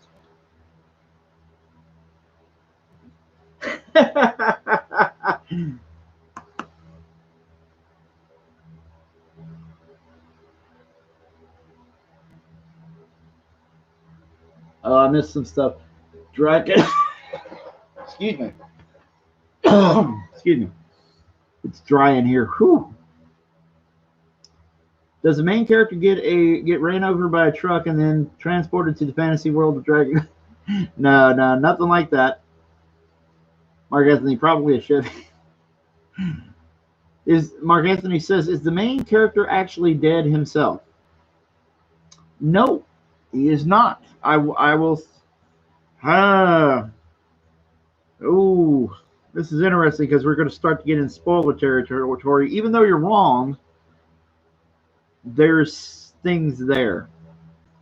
There's things to the story that you'll get. So if I start talking about it, it will give it away. But you're wrong. But if I were to comment on it, it would lead us down that path. So you're closer than you think, but it's not right. And that's all I can say. 1987 old. Good seeing you here, buddy. Waylon Jennings. What are them Dragon Guard boys getting into this week? Yes, yes, sir. I got your Waylon Jennings reference, man. Comics Legend. I can't believe you don't have more subscribers. Jeremiah Jones says, just DM me all the spoilers. I can keep it a secret. I don't know, but we'll be showing some more pages. I've been kind of holding off on pages. But I might not leak. It can't be a leak if I'm actually releasing it. But I might see if I can throw in a couple of little extra pages for you guys to check out. I like to wait until I get more colors from Alonzo so I can really psych everybody up. Although, like I said earlier, I will be doing some drawing the pages live. So that may be coming up this week too. So you guys can see how it's coming and how, what some cool stuff. I hate keeping you in the dark. It's a tightrope to walk because you don't want to give away. I don't want to give away a bunch of stuff, but I still want to get you excited. I want you to be happy with the art and stuff. So I'm trying to think of pages I can take out of context so it doesn't get out of, it doesn't give anything away. But you guys are smart cookies, man. You guys can figure out a lot of things. If I tell you I'm a 80s cartoon fan, if I'm a Masters of the Universe fan, and let's say you are, and you're very familiar with certain episodes, you might pick something and say, hey, that's a homage to so-and-so. And you see the pages, even if it doesn't have words on it, you're a smart crowd. I don't take the audience for being stupid, so I worry that you guys figure this stuff out. And then some of the fun of it goes away. Just so I'm clear, the book's not going to be derivative of specific story things. You look at my characters and you go, okay, they're inspired by so and so, and there's lots of characters that are like that.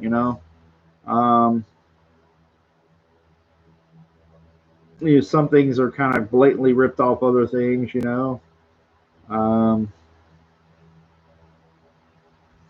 Everybody kind of gets their influences and take it a certain way. But the story points, the story elements, I don't try to rip off anybody's story stuff or anything like that. There might be tropes, that's a good word to use, but there won't be any direct, swiping or anything like that.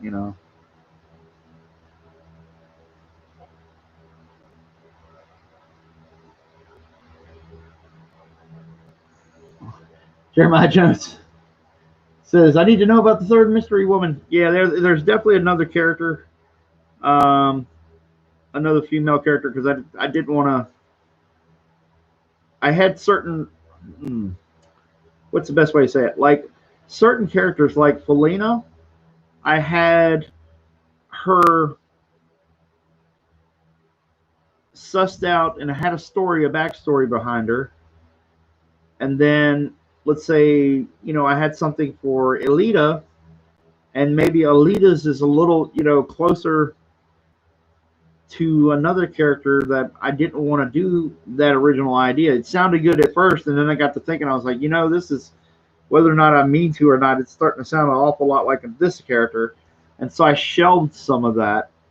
And then I went, okay, this would be right for another character. And kept some of those story beats, but put it in another character, like just a crazy. I don't know if it's a spoiler or not. I'll shut up. I don't want to say it, but there were rejected ideas that may go to another character, that kind of thing, because it makes more sense, or it makes better sense with their type of character, or their archetype,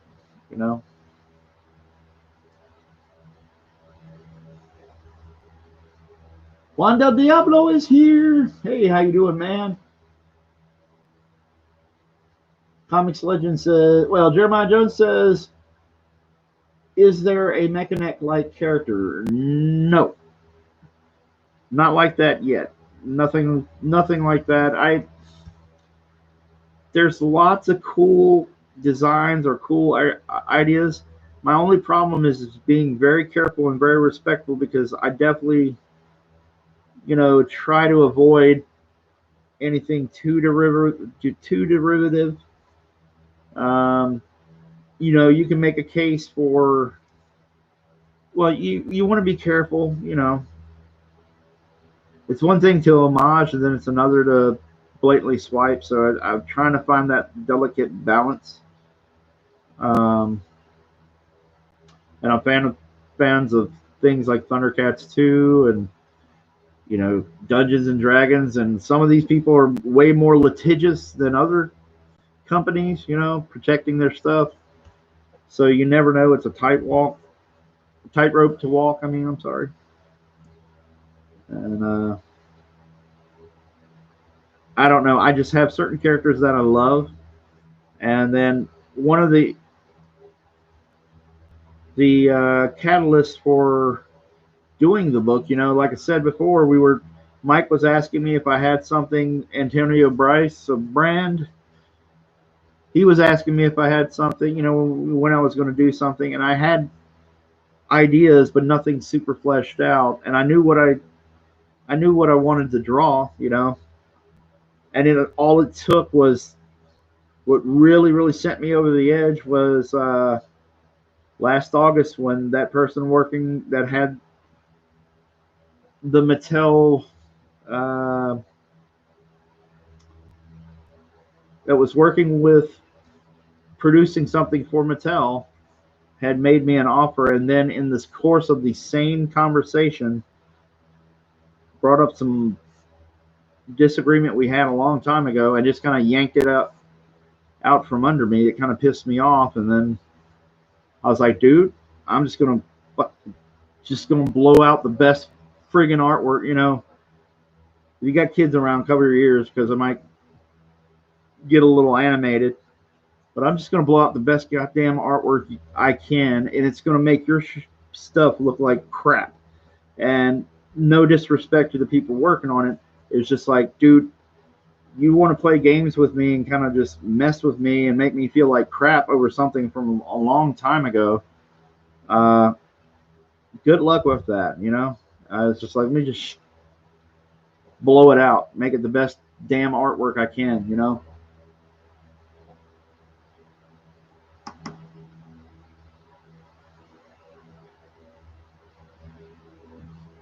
Nick says, I expect the hero to shout out his power up or transformation. That's not going to happen. I'm not going to. it's kind of a one and done kind of deal. He does have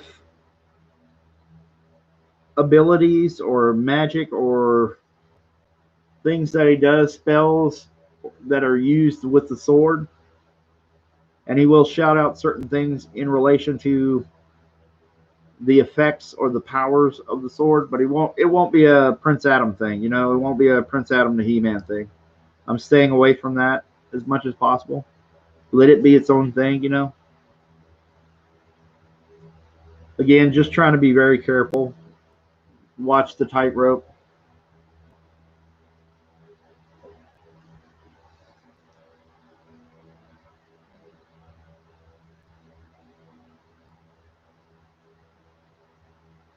Mark Anthony says Fuss Rhoda or Fuss Rhoda. I don't know what you're writing there. No, I'm messing up everybody. Jeremiah Jones says, I don't know why, but I've always loved Mechaneck. He's just so goofy. Yeah, yeah.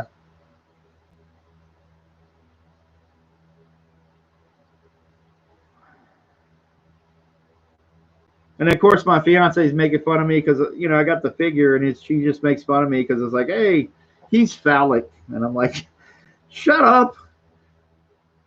I never thought of it like that. Thanks a lot. Now I can't not look at the figure like that now.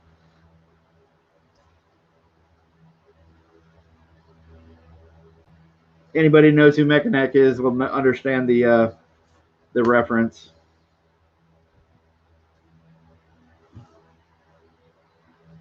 Okay, cool. Mark Anthony, shout out spell from Elder Scrolls Skyrim. Yeah, I played that actually.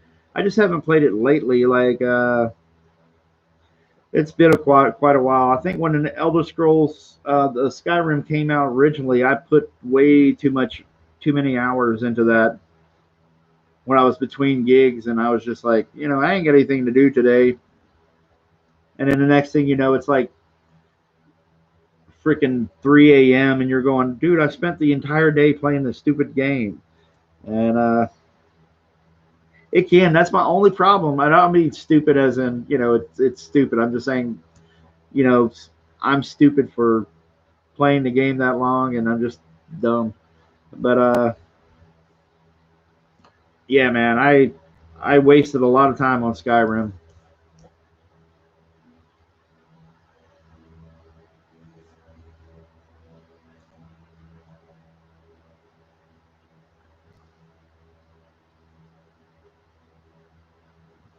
Oh yeah, Migs. Oh, okay, I got you, buddy.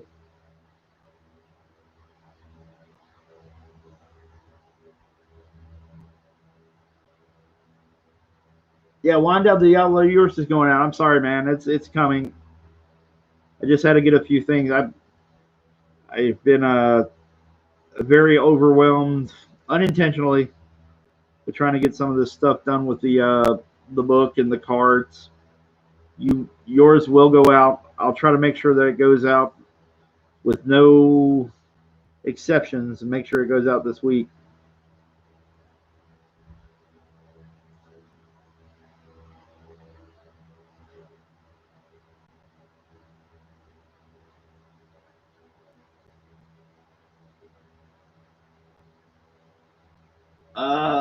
Mick says action figures would rock for this, man.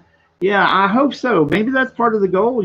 Like um, I'm a big fan. I don't know if you guys are familiar with them now. Um, I'm a big fan of the guys at Four Horsemen Studios. I love those guys' work.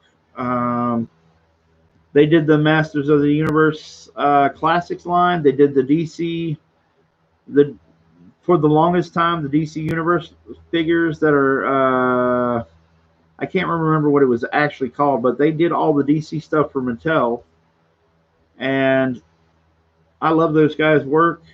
I mean, they can do super cartoony or simplistic sculpts, and they can do really intricate detailed sculpts. They have their own line called the Mythic Legions line, and I have some of those, and they're really cool. It's them kind of dipping their feet into the fantasy world too, and making their own money off these things. And they're doing amazing. So I highly recommend them. Another, I really like these sculpts for. We saw those recently. The what are the Defenders of the Earth? If you go and check out some of the, look it up on Google. There's let me see, from Toy Fair earlier this year. Um, the Defenders of the Universe sculpts are amazing. Whoever did those, I would jump on that in a heartbeat to do like Dragon Guard figures. Mark Anthony says, "See, I can't play those type of games, open world. I get bored without structure." Well, yeah, man. That's my problem, is that I'll play one of those games like a RPG, like Dragon Age. I'm a huge Dragon Age fan. But if the story, if there's story or if there's some kind of objective, and I'll get sucked in, and the next thing you know, I've been playing for like 8 hours, and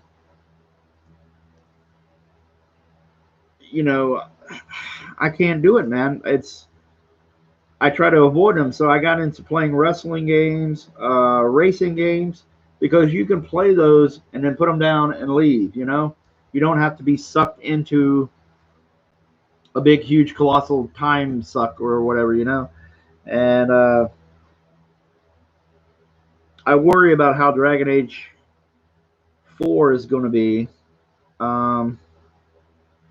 considering some of BioWare's recent goofs and this and that. But I hope it's going to be good. I love playing the thing, but I just, I can't play a lot of those games when I got work to do, because you kind of learn, because there's some people, some of these more bigger name artists will just blow off gigs and spend large amounts of time playing video games, and they're kind of like not even caring about it. They, I won't say names, but some of them had a really popular image book that was a fantasy book, and they spend their time playing games or creating a gaming company or anything like that, and then they just blow off stuff, and I'm like, dude, I don't see how you can do that, man. And it's easy to do. That's the other problem, is it's easy to do. Just look around and say, hey, I've blown half the day. So I kind of avoid, as much as I can. I will avoid any RPGs or getting sucked into that stuff when I got a gig to do. There's some other games you can just pick up, you kind of be interested in, and then walk away.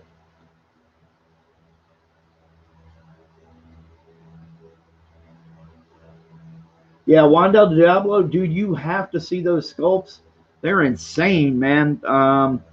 For 7-inch figures, like I think it's going to be, it's from NECA, I think it's from NECA, and for 7-inch figures, they have some extremely detailed anatomy, and just really well sculpted. And I saw that and I was like, dude, I want Ming. I've never liked Flash Gordon, and I wanted that Ming figure. And the Phantom, I'm a big Phantom fan. I like his design, and I like the look of the character, and especially the Billy Zane movie. But you look at these figures and they look amazing. So, a big fan of how those came out. So if you do a search, check them out. They were at Toy Fair, but they should be coming out later this year. All right, Jeremiah Jones says, I got to hit the sack. Good night, fellas. Time to grind for XP. Going harvest these same 4 to 5 monsters for hours. Yeah, exactly. But Jeremiah Jones, thank you for coming in, buddy. I appreciate it, dude. We're almost wrapped up here. We're doing Mark Anthony's sketch. If you get a chance to and you're listening, check out Dragon Guard. I'm going to be calling this a night here in just a second, as soon as I wrap up this character from Dragon Guard. And we got 16 people in, 27 likes. Not bad for tonight.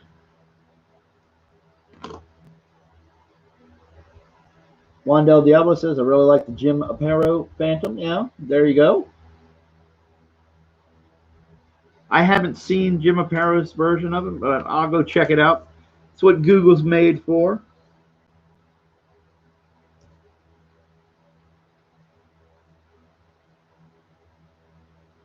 I gotta get. Oh man. Yeah, you guys definitely check it out. It's some phenomenal stuff. But yeah, Migs, going back to what you were talking about. Yeah, I would love to have either of those people sculpt the Dragon Guard figures. I'm trying to keep that in mind when I do certain costume details. Try to make those really fun. Like, what if they were action figures? You know, what kind of cool stuff would I give them?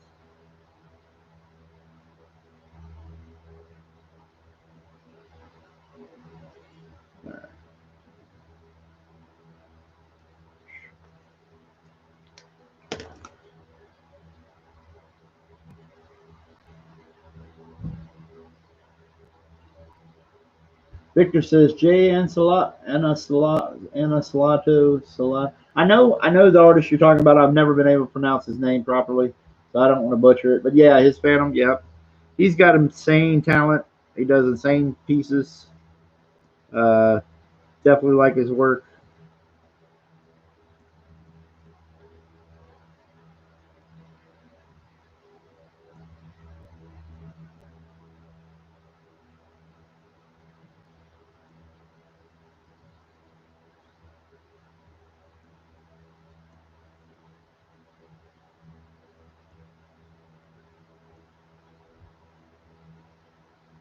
There.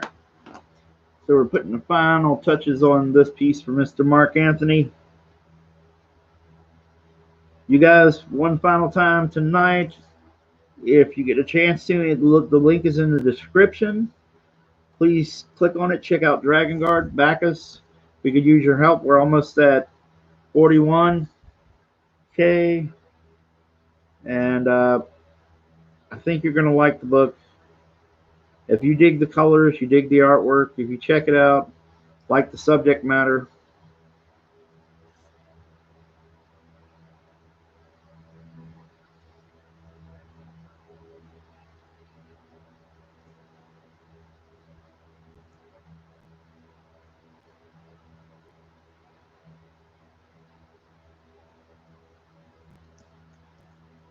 please back us. That's the best way to say it, you know. We could use your support. We want to bring you an awesome comic.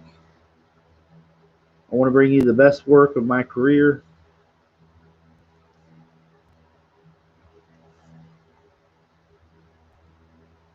We've unlocked some pretty cool stretch goals.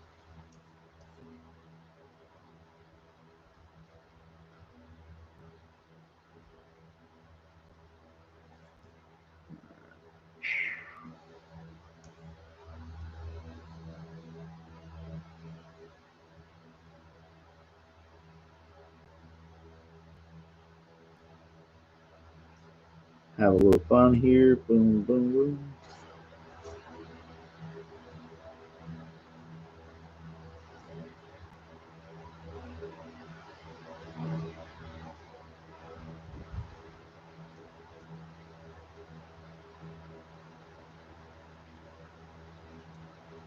All right.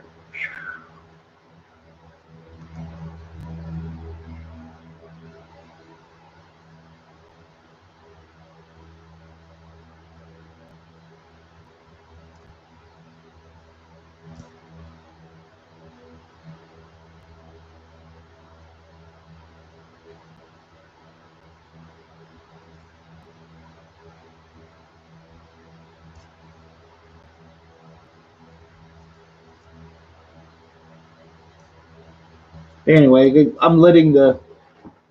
It's getting silent. I apologize, everybody.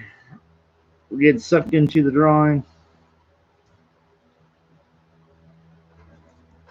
I'm going to drop the brush in. Try to separate some of these line weights.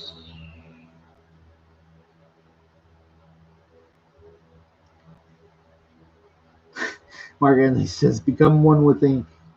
Mark Anthony says, we're currently at 49.10. There we go.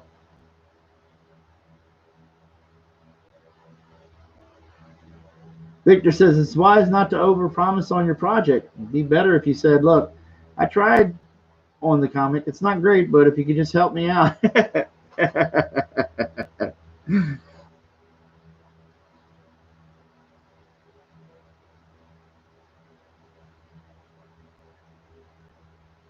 Hey, no, it's better to have a little confidence. I think I need a little bit of that. I'm pretty sure. That I've gotten quite a few. Hey, this looks kick ass. So if I gotten that, I'm gonna trust it. Okay, it's a good strategy, Victor. I won't deny that one.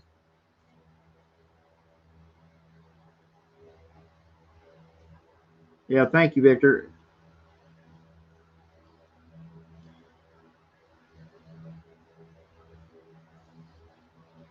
I appreciate your support, man. I know you give us a hard time and stuff, but I do appreciate your support. The fact that you were going to take any of your hard-earned money to help back this book and stuff, man. I thank you.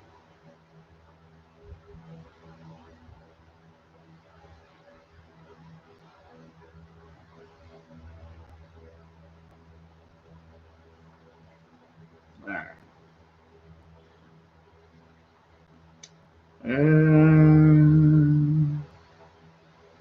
Let's see.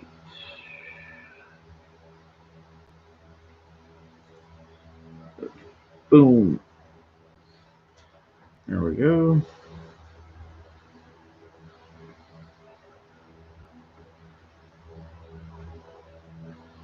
Okay. Before my fiance kicks my ass, I'm gonna put a final couple lines on here, and I guess we'll call this one done.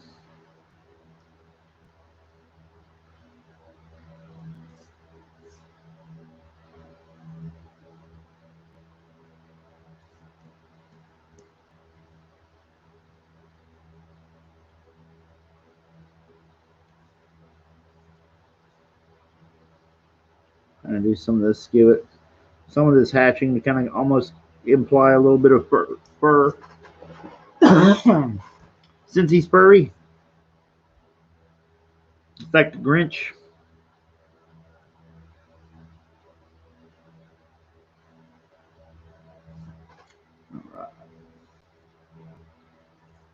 Oops.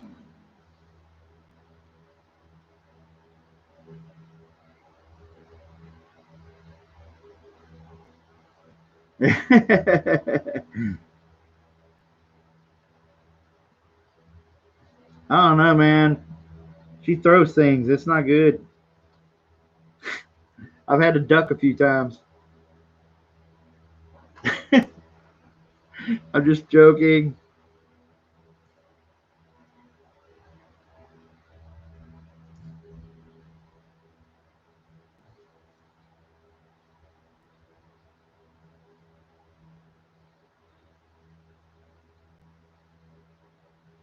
All right.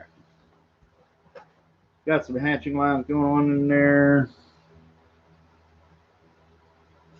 See, this is what happens when I can't leave a piece of artwork. It's like, he keeps doodling.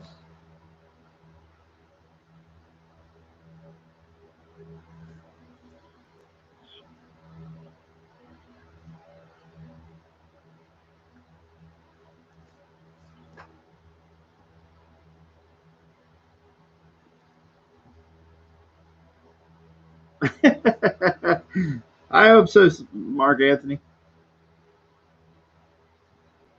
There we go.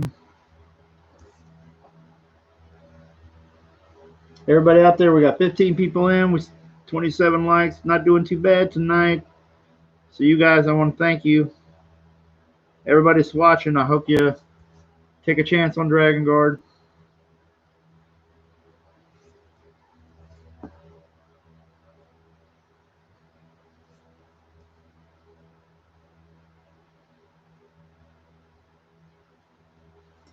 And I'm going to sign this.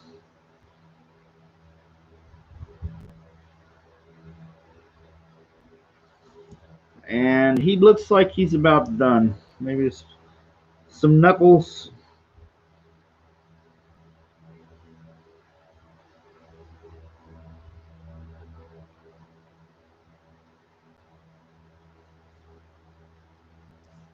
Oh yeah, I might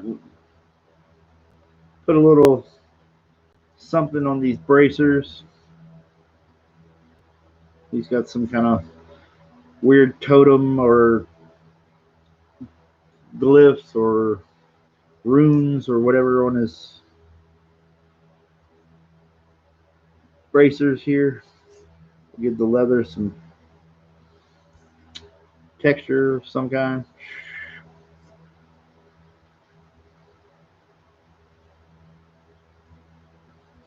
There we go. Okay. And Mr. Mark Anthony, this is your sketch.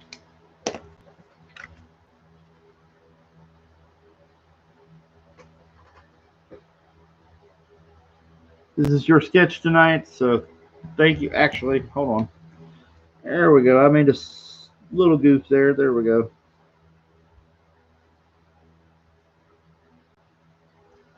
Got that tooth. I didn't accentuate it. It kind of blended in with the delt there. I apologize. There we go. We got it now.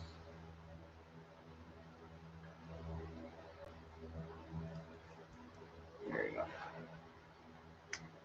Well, Mr. Mark Anthony, there you go. Everybody that's out there, got 15 people in the chat.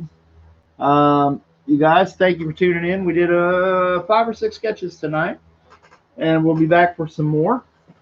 Come back here. You'll check out some cool sketches.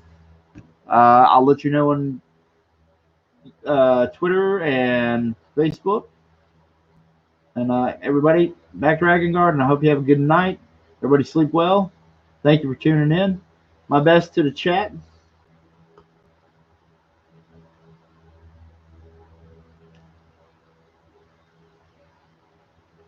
Okay, Victor says DM. Blah, blah, blah. Yeah, as soon as I can figure out what you're talking about, I don't know. I'll have to figure this out.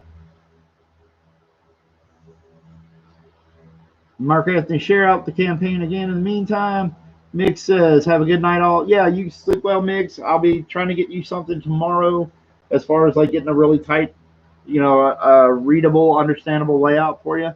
And you have an awesome night.